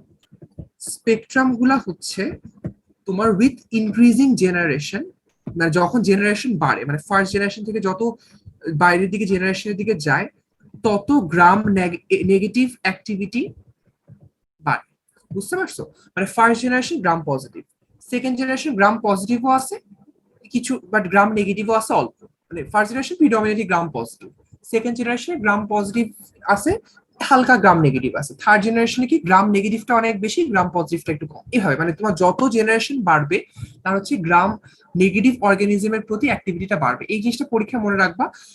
কুইনোলোনসের ক্ষেত্রে মানে এই সেফালোস্পোরিন আর কুইনোলোন এই দুটো গ্রুপেরই কিন্তু জেনারেশন ওয়াইজ ড্রাগ আছে দেখবা, ঠিক আছে, এবং পরীক্ষা মুখস্থ করতে হয়। তো এই কুইনোলোনসের ক্ষেত্রে যত জেনারেশন বাড়বে তার গ্রাম পজিটিভ অ্যাক্টিভিটি বাড়বে, আর সেফালোস্পোরিনের ক্ষেত্রে যত জেনারেশন বাড়বে তার গ্রাম নেগেটিভ অ্যাক্টিভিটি বাড়বে। এই কনসেপ্টটা পরীক্ষার জন্য একদম ভোলা যাবে না, ঠিক আছে? তোমাকে পরীক্ষা এইভাবে জিজ্ঞেস করবে, তুমি সেফালোস্পোরিন জেনারেশন বাড়তেছে, তার স্পেকট্রামে কি চেঞ্জ হচ্ছে? বলবা যে স্যার স্পেকট্রামে যত জেনারেশন বাড়বে তার গ্রাম নেগেটিভ অ্যাক্টিভিটি তত বাড়বে, ঠিক আছে? এই কথাটা খুব ইম্পর্টেন্ট। আর কুইনোলোজের ক্ষেত্রে উল্টা, যত জেনারেশন বাড়বে তার গ্রাম পজিটিভ স্পেকট্রামটা তত বাড়বে। ঠিক আছে, ঠিক আছে, দেখো এখানে দেখো এই চার্টে লেখা আছে যে ফার্স্ট জেনারেশন সেফালোস্পোরিনটা কি করে, গ্রাম পজিটিভ কক্কায়ের ক্ষেত্রে কাজ করে মূলত, ঠিক আছে। আর সেকেন্ড জেনারেশন কি করে, তোমার গ্রাম পজিটিভ কক্কায় তো আছে, সাথে তোমার একটু কিছু মানে গ্রাম নেগেটিভের মধ্যে আছে। থার্ড জেনারেশন কি করে, গ্রাম নেগেটিভ মধ্যে যে খারাপ গ্রাম নেগেটিভ তোমার ইকোলাই, ক্লেপসিয়ালা, প্রোটিয়াস এগুলোর উপরও কাজ করতেছে। ফোর্থ জেনারেশনে কি আরো বেশি গ্রাম নেগেটিভ অ্যাক্টিভিটি সে কাজ করতেছে, ফিফথ জেনারেশনে তো আরো বেশি, ঠিক আছে? বুঝতে পারছো? তো এই কথাগুলো মনে রাখবো, মানে যত জেনারেশন বাড়বে গ্রাম নেগেটিভ স্পেকট্রামটা তত বাড়বে সেফালোস্পোরিনের ক্ষেত্রে। আচ্ছা, সেফালোস্পোরিন থেকে এটা মনে রাখতে এই চারটা একটু কষ্ট করে পড়তে হবে, যে জাস্ট ড্রাগের নাম বলো, ফার্স্ট জেনারেশনের নাম বলো, সেকেন্ড জেনারেশনের নাম বলো, ওরাল আইভি মনে না থাকলেও সমস্যা নেই, বাট অ্যাটলিস্ট নামগুলো জানতে হবে, ঠিক আছে? আচ্ছা, এবার সব কার্বাপেনেম। তোমরা সবাই জানো কার্বাপেনেমের মধ্যে আমরা কি, মেরোপেনেম তো খুব কমনলি ইউজ করা হয়, এখন কমনলি ইউজ করার কথা না, এটা একটা রিজার্ভ ড্রাগ, খারাপ ইনফেকশনে ইউজ করার কথা, কিন্তু আমরা ইউজ করতে বাধ্য হই কারণ ইনফেকশন গুলা রেজিস্ট্যান্ট থাকে আর কি, তোমার সেফট্রাক্সনে কাজ করে না বা অন্যান্য যে অ্যান্টিবায়োটিক গুলোতে কাজ করতেছে না, আমাদের বাধ্য হয়ে মেরোপেনেম ইউজ করতে হয়, ঠিক আছে? তো মেরোপেনেমটা কিন্তু অনেক ব্রড স্পেকট্রাম, তোমার গ্রাম পজিটিভে সে কাজ করবে, গ্রাম নেগেটিভেও সে কাজ করবে, অ্যানারোবিকও কাজ করবে। বুঝতে পারছো? যেরকম একটা জিনিস তুমি দেখবা যে অনেক স্যার ম্যাডামরা দেখবো যে মেরোপেনেমের সাথে আবার মেট্রোনিডাজল অ্যাড করে। মেট্রোনিডাজল তো বললাম অ্যানারোবিক কাভারেজের জন্য অ্যাড করে, কিন্তু মেরোপেনেম ইটসেলফ কিন্তু তোমার অ্যানারোবিক কাভারেজ আছে, ঠিক আছে? তো এটা রেশনাল আমি জিজ্ঞেস করছি। তো অনেক সময় আমরা আসলে মানে আমি জানি না আসলে মানে এটা আনসারটা কি আমার জানা নাই, কারণ মেরোপেনামে নিজস্ব মানে অ্যানারোবিক কাভারেজ আছে, সেখানে আমি কেন আলাদা করে মেট্রো অ্যাড করবো, তাই না? তো এটাই আর কি, দেখবা যে অহরহ অ্যাড করা হচ্ছে। মানে এই কার্বাপেনিক গ্রুপের স্পেকট্রামটা অনেক বড়, তারা গ্রাম পজিটিভের উপর কাজ করলো, গ্রাম নেগেটিভের উপর কাজ করলো, অ্যানারোবিকের উপর কাজ করলো, বা যেসব খারাপ খারাপ যে অর্গানিজম আছে গ্রাম নেগেটিভের মধ্যে, তোমার সুডোমোনাস, হিমোফিলিয়াস এগুলোর উপর ভালো কাজ করে, ঠিক আছে? আচ্ছা, এর মধ্যে দেখবো যে ইমিপেনেম, যেটা মানে তিনটা ড্রাগ আছে এই কার্বাপেনেম গ্রুপের, তিনটা ড্রাগ আছে। এটা হচ্ছে ইমিপেনেম, মেরোপেনেম, ঠিক আছে, আর একটা আছে এট্রাপেনেম। এরকম তিনটা ড্রাগের নাম, তুমি মেরোপেনেমের নাম মনে রাখলেই মোর দেন ইনাফ। তো তার মধ্যে দেখবো ইমিপেনেম যে ড্রাগটা আছে সেটা কিন্তু একটা কম্বিনেশন থাকে, সিলাস্ট্যাটিনের সাথে ইয়েটা ইউজ করা হয়। মানে আমরা একটু আগে যেরকম বলছিলাম তোমার পেনিসিলিন, সেফালোস্পোরিনের সাথে তোমার ক্ল্যাভুলানিক অ্যাসিড, ট্যাজোব্যাক্টাম এগুলো ইউজ করা হয়, তেমনি ইমিপেনেম যে ড্রাগটা আছে তার সাথে সিলাস্টেরিন ইউজ করা হয়। কেন ইউজ করা হয়? কারণ দেখা যায় ইমিপেনেম যখন আমাদের শরীরে ঢুকে, কিডনির একটা এনজাইম আছে, ওই এনজাইমটা ইমিপেনেমটাকে নষ্ট করে দেয়। এনজাইমটা হচ্ছে ডিহাইড্রোপেপটিডেজ, এই কিডনি এনজাইমটা ইমিপেনেমটাকে নষ্ট করে দেয়। তো যখন আমি সিলাস্টেরিনের সাথে কম্বিনেশনে ইউজ করব তখন ওই এনজাইমটাকে নষ্ট করে দেবে, যার ফলে আর কিডনি ইমিপেনেমটাকে ইনঅ্যাক্টিভেট করতে পারবে না। এটা ঠিক আছে, শুধু ইমিপেনেমের ক্ষেত্রে প্রযোজ্য, মেরোপেনেমের ক্ষেত্রে মানে প্রযোজ্য না, ঠিক আছে? বুঝতে পারছো? এই কথাটা মনে রাখবা যে ইমিপেনেমের সাথে সিলাস্টারিন দিতে হয়, বিকজ আমাদের বডিতে কিডনির যে এনজাইম আছে সেটা দিয়ে তোমার সে নষ্ট হয়ে যায়, সো এর জন্য আমরা সিলাস্টারিন অ্যাড করি। ইয়ের সাথে মেরোপেনেমের সাথে দরকার হয় না অ্যাড করা, ঠিক আছে? মেরোপেনেম বা ইট্রাপেনেম অ্যাড করতে হয় না। তাহলে কার্বাপেনেম গেল। এবার শুধু মোনোব্যাকটাম, ওই যে অ্যাস্ট্রিও নাম একটা ড্রাগের নাম আমরা শুরুতে পড়ে আসছি না, মোনোব্যাকটাম। এই একটাই ড্রাগ আছে মোনোব্যাকটাম গ্রুপের, একটাই ড্রাগ, এটা হচ্ছে অ্যাস্ট্রিওনাম। এই দেখো এখানে নাম দেওয়া আছে অ্যাস্ট্রিওনাম, এটাই মনে রাখবা। মোনোব্যাকটামের স্পেকট্রাম কি, এরা একদম স্পেসিফিক্যালি খালি গ্রাম নেগেটিভ রডের উপর কাজ, মানে গ্রাম নেগেটিভ মনে রাখবো, ওদের কিন্তু অ্যানারোবিক কাভারেজ নাই, গ্রাম পজিটিভ কাভারেজ নাই, গ্রাম নেগেটিভ। পরীক্ষা এটা জিজ্ঞেস করবে যে মোনোব্যাকটাম কাদের এগেইনস্টে কাজ করে, বলতে gram negative organism, gram negative রডের এগেইনস্টে কাজ করবে, কিন্তু দেখো গ্রাম পজিটিভ বা অ্যানারোবিক ব্যাকটেরিয়ার সাথে সে কাজ করবে না।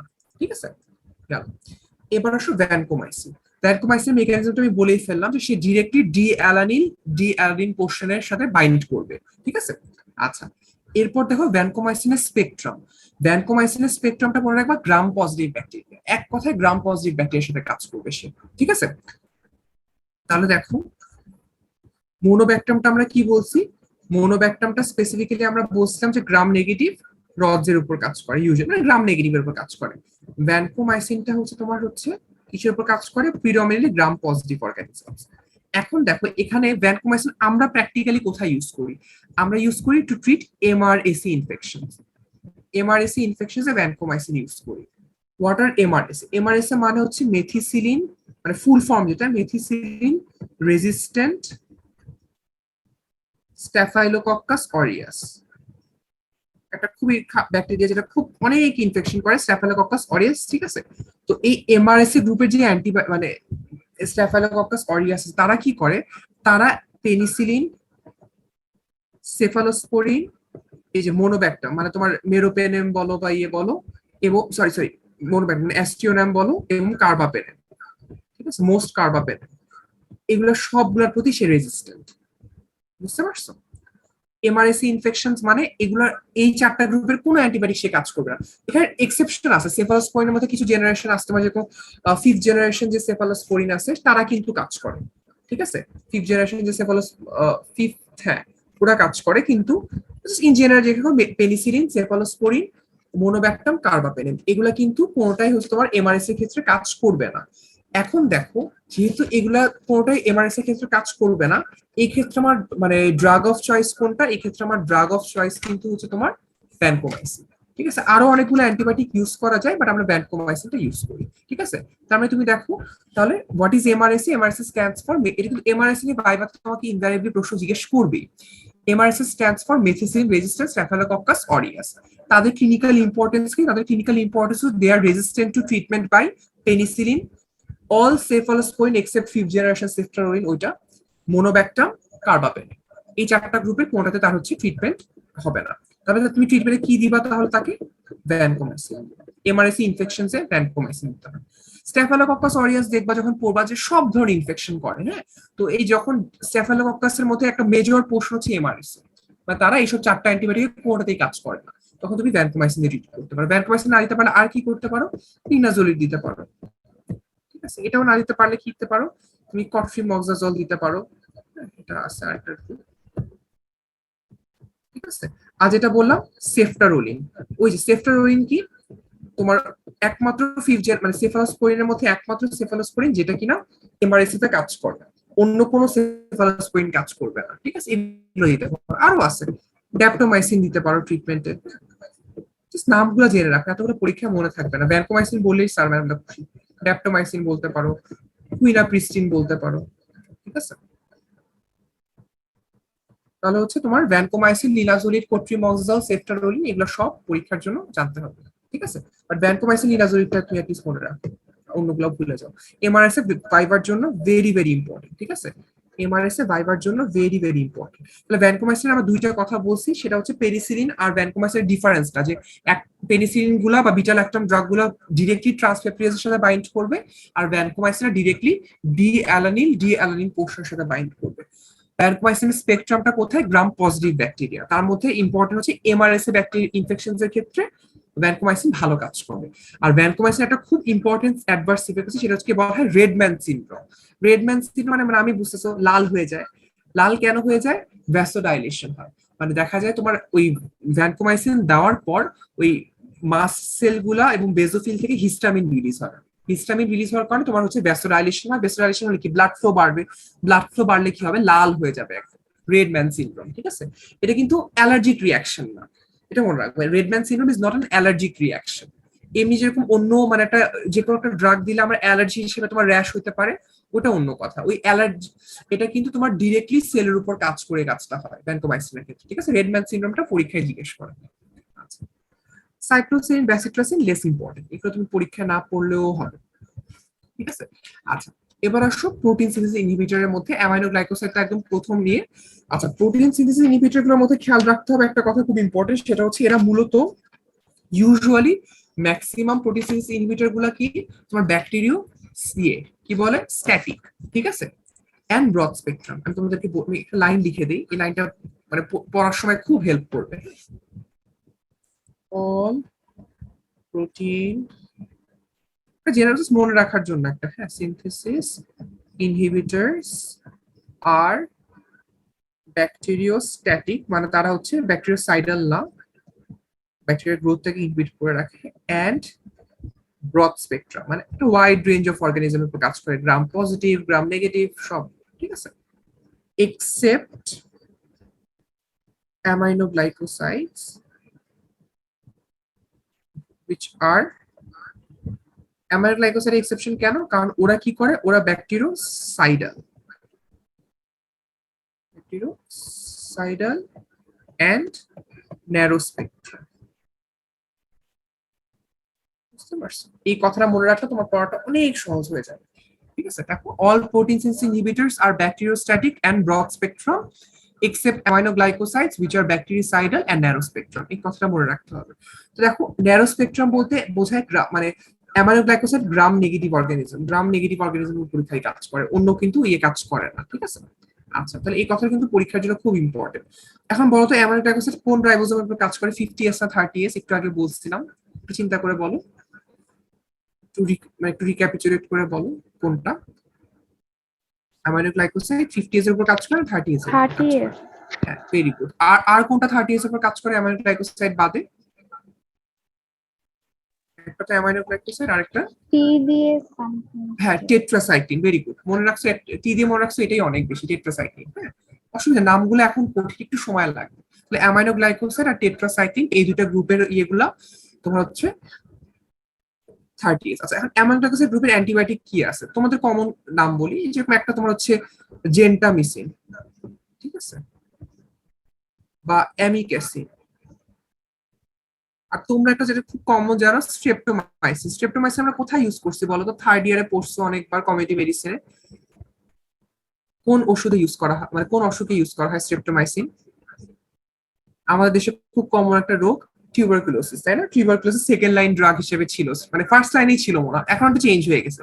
এখন কিন্তু স্ট্রেপ্টোমাইসিন কিন্তু তোমার হচ্ছে মানে অ্যান্টি টিবি ড্রাগ হিসেবে তোমার এখন ফার্স্ট লাইন থেকে সরাই ফেলা হয়েছে এখন তা, ঠিক আছে, এটা চেঞ্জ আসছে গাইডলাইনে। তো এইগুলো হচ্ছে অ্যামাইনোগ্লাইকোসাইড গ্রুপের ড্রাগ। তাহলে এই স্টেটমেন্ট সবাই মুখস্থ রাখো, ভেরি ভেরি ইম্পর্টেন্ট, ঠিক আছে। আচ্ছা, তাহলে এবার চলে আসো আমাদের ইয়েতে চলে যাও। তাহলে অ্যামাইনোগ্লাইকোসাইড যেটা বললাম, সে হচ্ছে ব্যাকটেরিওসিডাল ড্রাগ, এবং তার কাজ করবে কাদের গেছে, গ্রাম নেগেটিভ রক্তের, মানে গ্রাম নেগেটিভ অর্গানিজম সে কাজ করে, এই কথাটা খুব ইম্পর্টেন্ট। মেকানিজমটা অত ডিটেলসে এখানে লাগবে না, ফার্মাকোলজিতে পড়বে, এখন এখানে দরকার নেই। কিন্তু অ্যামাইনোগ্লাইকোসাইডের অ্যাডভার্স ইফেক্ট, অ্যাডভার্স ইফেক্ট মনে রাখবা, কি কি অ্যাডভার্স ইফেক্ট বা লিমিটেশনস কি। অ্যাডভার্স ইফেক্ট মনে রাখবা দুইটা, একটা হচ্ছে অটোটক্সিক আর একটা তোমার নেফ্রোটক্সিক। এটা হচ্ছে অটোটক্সিক আর হচ্ছে নেফ্রোটক্সিক। অ্যামাইনোগ্লাইকোসাইডস আর অটোটক্সিক মানে কান, মানে কানের মধ্যে ইয়ে করে, হিয়ারিং লস করতে পারে, অটোটক্সিক নেফ্রোটক্সিক। একটা পেশেন্টের তোমার যদি ক্রিয়েটিনিন বেশি হয় বা তার কিডনি ফাংশন ভালো না থাকে, তাকে অ্যামাইনোগ্লাইকোসাইড দেওয়াটা অনেক রিস্কি, ঠিক আছে। দে আর অটোটক্সিক এন্ড নেফ্রোটক্সিক, খুব ইম্পর্টেন্ট, এটা হচ্ছে অ্যাডভার্স ইফেক্ট, মনে রাখতেই হবে।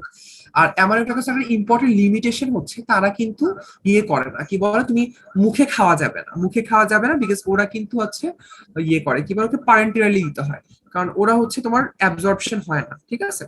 এই জন্য তোমাকে সবসময় আইভি বলো আইএম বলো এইভাবে দিতে হয়। তোমার জিআই ট্র্যাক থেকে অ্যাবজর্পশন যেহেতু হয় না তাদের, এই জন্য মুখে ওরাল ফর্মে দেওয়া যাবে না, ঠিক আছে। এটা একটা important adverse. Third adverse important limitation আর কি, থার্ড লিমিটেশনটা হচ্ছে তুমি সাপোজ একটা মেনিনজাইটিসের ট্রিটমেন্টে তুমি অ্যামাইনোগ্লাইকোসাইড দিচ্ছ, তো এই ক্ষেত্রে ইন্ট্রাথেকাল মানে তোমার থেকাল স্পেস, তোমার ওই সরাসরি তোমার সিএসএফ এর ওখানে দিতে হবে। তুমি মুখে তো খেতে তো লাভই নাই, প্যারেন্টাল দিলেও হবে না, কারণ সেই ব্লাড ব্রেন ব্যারিয়ারটাকে মানে ইয়ে করে, মানে স্পাইনাল ফ্লুইডের ভিতরে পেনিট্রেশনটা তার ভালো মতো হয় না, ঠিক আছে। তো এই জন্য তোমাকে ওই জায়গাতে সরাসরি ইনজেক্ট করতে হবে, এটা একটা প্রবলেম। আর একটা প্রবলেম কি, সে অ্যানারোবিক অর্গানিজমের বিরুদ্ধে কাজ করতে পারে না। তো তুমি যদি একটা অ্যানারোবিক ইনফেকশন তুমি সাসপেক্ট করো, তাকে তুমি অ্যামাইনোগ্লাইকোসাইড দিলেও সাথে তোমাকে মেট্রো বা কিন্ডা বা ওরকম একটা অ্যানারোবিক কাভারেজ আর অ্যান্টিবায়োটিক দিয়ে রাখতে হবে। ঠিক আছে, এই কথাটা পরীক্ষার জন্য ইম্পর্টেন্ট। তাহলে এই 4টা লিমিটেশন পরীক্ষায় মনে রাখবা, যে দে আর অটোটক্সিক এন্ড নেফ্রোটক্সিক, 1 নাম্বার কথা। 2 নাম্বার কথা হচ্ছে সে জিআই ট্র্যাক্ট থেকে ঠিকমতো অ্যাবজর্পশন হয় না, এই জন্য ওরাল ফর্মে দেওয়া যাবে না। 3 নাম্বার কথা হচ্ছে স্পাইনাল ফ্লুইডে তার পেনিট্রেশন পাওয়ারটা খুব কম, এই জন্য মেনিনজাইটিসের ট্রিটমেন্ট যদি তুমি করতে চাও এটাতে তোমাকে ইন্ট্রাথেকালি দিতে হবে। এবং নাম্বার 4 হচ্ছে তোমার অ্যানোরবিক অর্গানিজমের বিরুদ্ধে তাদের স্পেকট্রাম অফ অ্যাক্টিভিটি নাই। ঠিক আছে, এই 4টা পয়েন্ট মনে রাখবা। এবার আসো টেট্রাসাইক্লিন। টেট্রাসাইক্লিনটাও কিন্তু আরো ব্রড স্পেকট্রাম, তোমার গ্রাম পজিটিভ, গ্রাম নেগেটিভ, তারপর তোমার হচ্ছে কিছু অ্যাটিপিক্যাল ব্যাকটেরিয়া যেমন মাইকোপ্লাজমা, সেল ওয়াল নাই, রিকেটশিয়া, ক্ল্যামাইডিয়া, এগুলোর বিরুদ্ধে কিন্তু টেট্রাসাইক্লিন ভালো কাজ করে। শোনো, পরীক্ষায় তোমাকে জিজ্ঞেস করে আমরা কোন টেট্রাসাইক্লিন কমনলি ইউজ করি। আমরা ইউজ করি হচ্ছে ডক্সিসাইক্লিন। অন্যগুলো কিন্তু অলমোস্ট অবসলিট হয়ে গেছে, আমরা ডক্সিসাইক্লিন ইউজ করি। ডক্সিসাইক্লিন আমরা কোথায় ইউজ করি? আমরা যখন ম্যালেরিয়া প্রোফাইল্যাক্সিসে ডক্সিসাইক্লিন ইউজ করা হয়, ঠিক আছে। তারপর কিছু স্পেসিফিক সেক্সুয়ালি ট্রান্সমিটেড ইনফেকশন যে ডক্সিসাইক্লিন ইউজ করা হয়, যেমন ক্ল্যামাইডিয়াল ইনফেকশন বলো, এসটিসি বা মেয়েদের যে পেলভিক ইনফ্লামেটরি ডিজিজ হয় না, পেলভিক ইনফ্লামেটরি ডিজিজ, তলপেট ব্যথা, তার এরকম ডিসচার্জ আসে ওরকম, মানে সেক্সুয়াল ট্রান্সমিটেড ডিজিজের ক্ষেত্রে ডক্সিসাইক্লিন ইউজ করা যেতে পারে। অ্যাকনিতে ইউজ করা হয়, ঠিক আছে। তো এইসব বিভিন্ন জায়গা আছে, বাট তুমি ম্যালেরিয়া প্রোফাইলাক্সিস মনে রাখো, সেক্সুয়ালি ট্রান্সমিটেড ডিজিজ মনে রাখো। তারপর তোমার হচ্ছে যে pneumonia by atypical micro organism,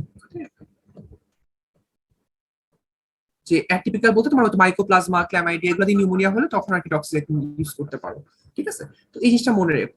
আমার টেট্রাসাইক্লিন যতই বলি না কেন, ডক্সিসাইক্লিনটা ইউজ করা হয় কমন। আচ্ছা, এখানে নিচে দেখো, এখানে অনেকগুলো বক্স, মানে অনেক একটা প্যারাগ্রাফ আমি হাইলাইট করে রাখছি তোমার কি কি মানে অ্যাডভার্স ইফেক্ট আছে। তো অ্যাডভার্স ইফেক্ট তুমি জানো, সে নরমাল ফ্লোরাকে সাপ্রেস করে, এটার জন্য তোমার কি হয়, ইন্টেস্টাইনাল ট্র্যাক্টে নরমাল ফ্লোরা সাপ্রেস করে পেশেন্টের ডায়রিয়া হবে, যে কোনো অ্যান্টিবায়োটিক ক্ষেত্রে কিন্তু এটা হতে পারে।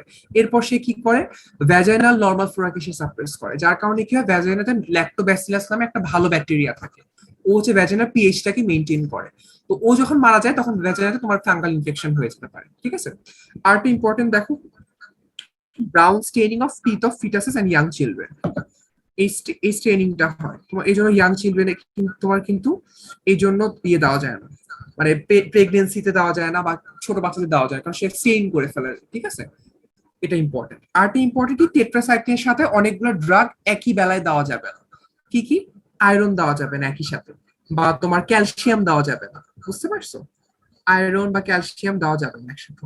কেন দেওয়া যাবে না? মনে করছো একটা মহিলা আর কি, সে হচ্ছে তোমার তার অস্টিওপোর, মানে তার হাড়ের সমস্যা, সে দুপুরে ক্যালসিয়াম খাচ্ছে, ঠিক আছে, বা রাতে সে আয়রন খাচ্ছে। তো যেই বেলায় সে আয়রন বা ক্যালসিয়াম খাচ্ছে সেই বেলায় টেট্রাসাইক্লিন না দেওয়াটাই ভালো, বিকজ এগুলো হচ্ছে কি ইন্টারাকশন হয়, তো তখন টেট্রাসাইক্লিন অ্যাবজর্পশনটা ঠিক মতো হয় না, ড্রাগটা কাজ করে না, বুঝতে পারছো? এটা। আরটি পর কি, ফটো সেন্সিটিভিটি খুব ইম্পর্টেন্ট।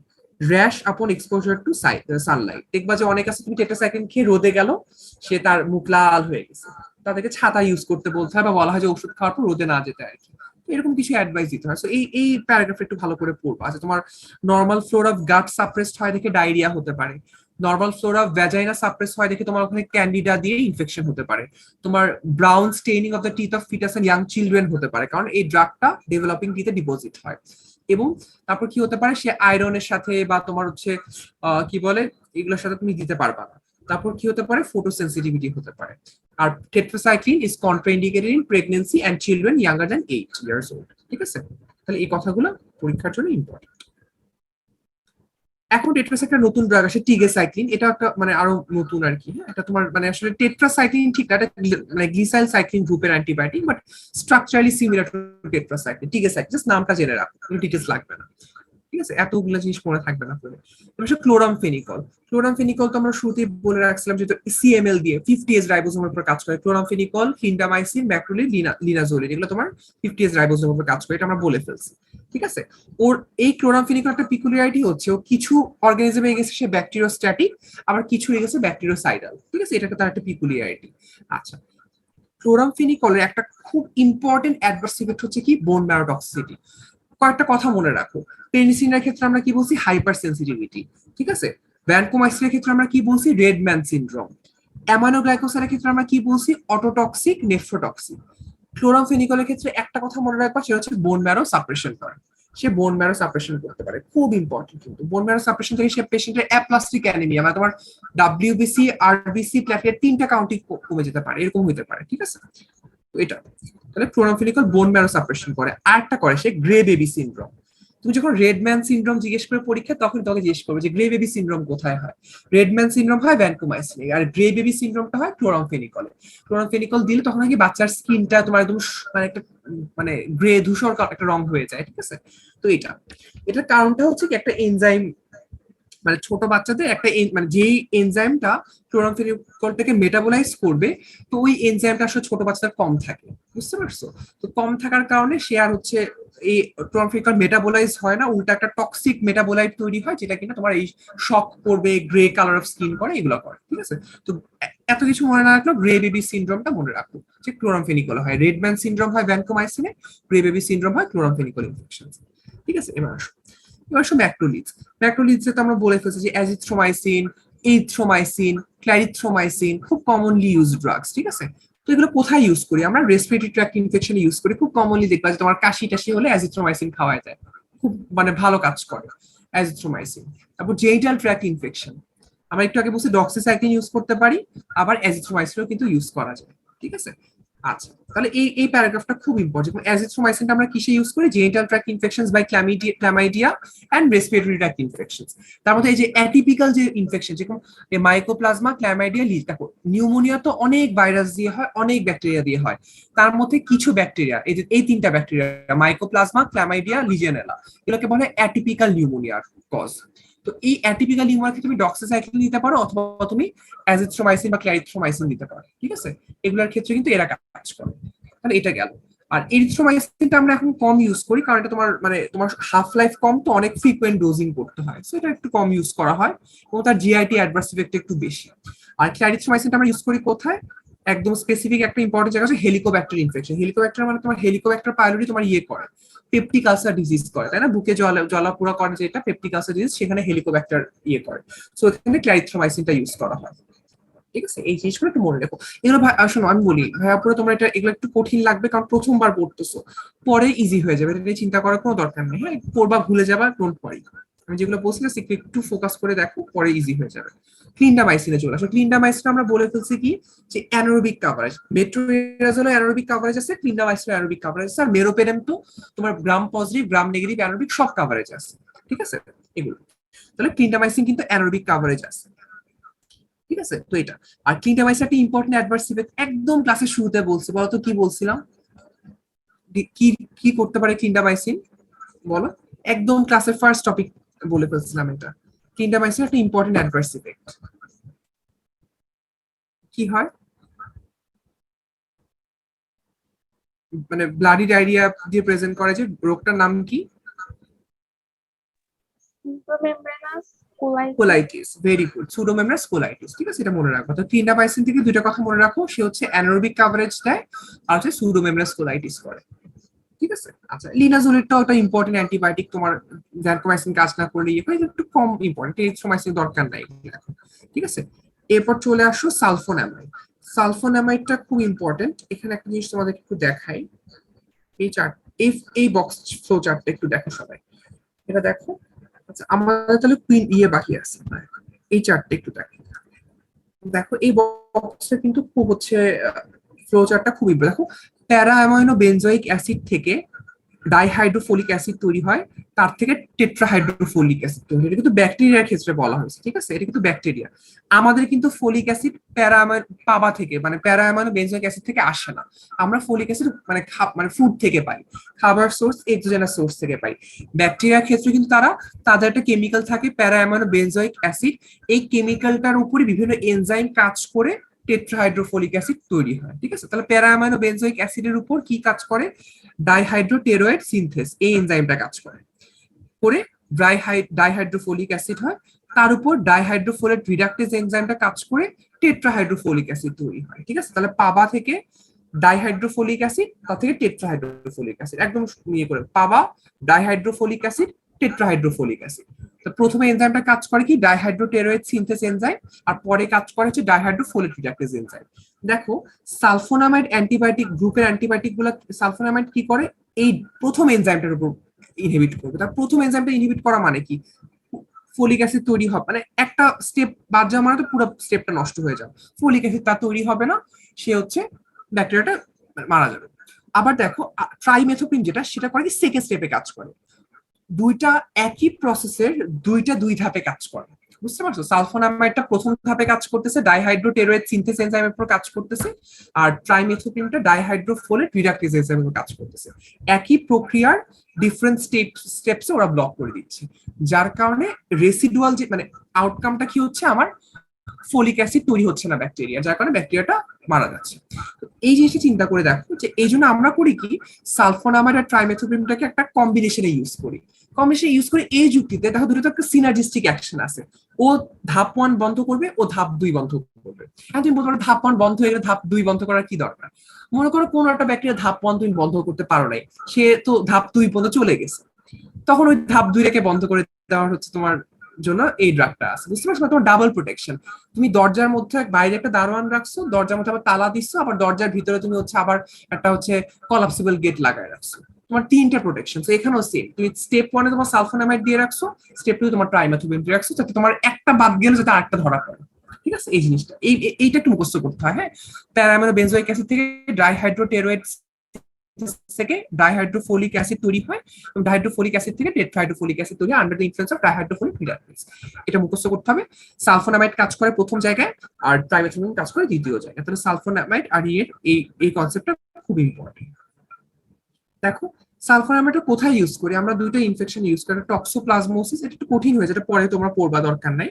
বাট এই জিনিসটা দেখো, এই কথাটা দেখো, সেকেন্ড প্যারাগ্রাফটা দেখো, এটা basis of the selective action of sulphonamides on bacteria. হ্যাঁ, কেন?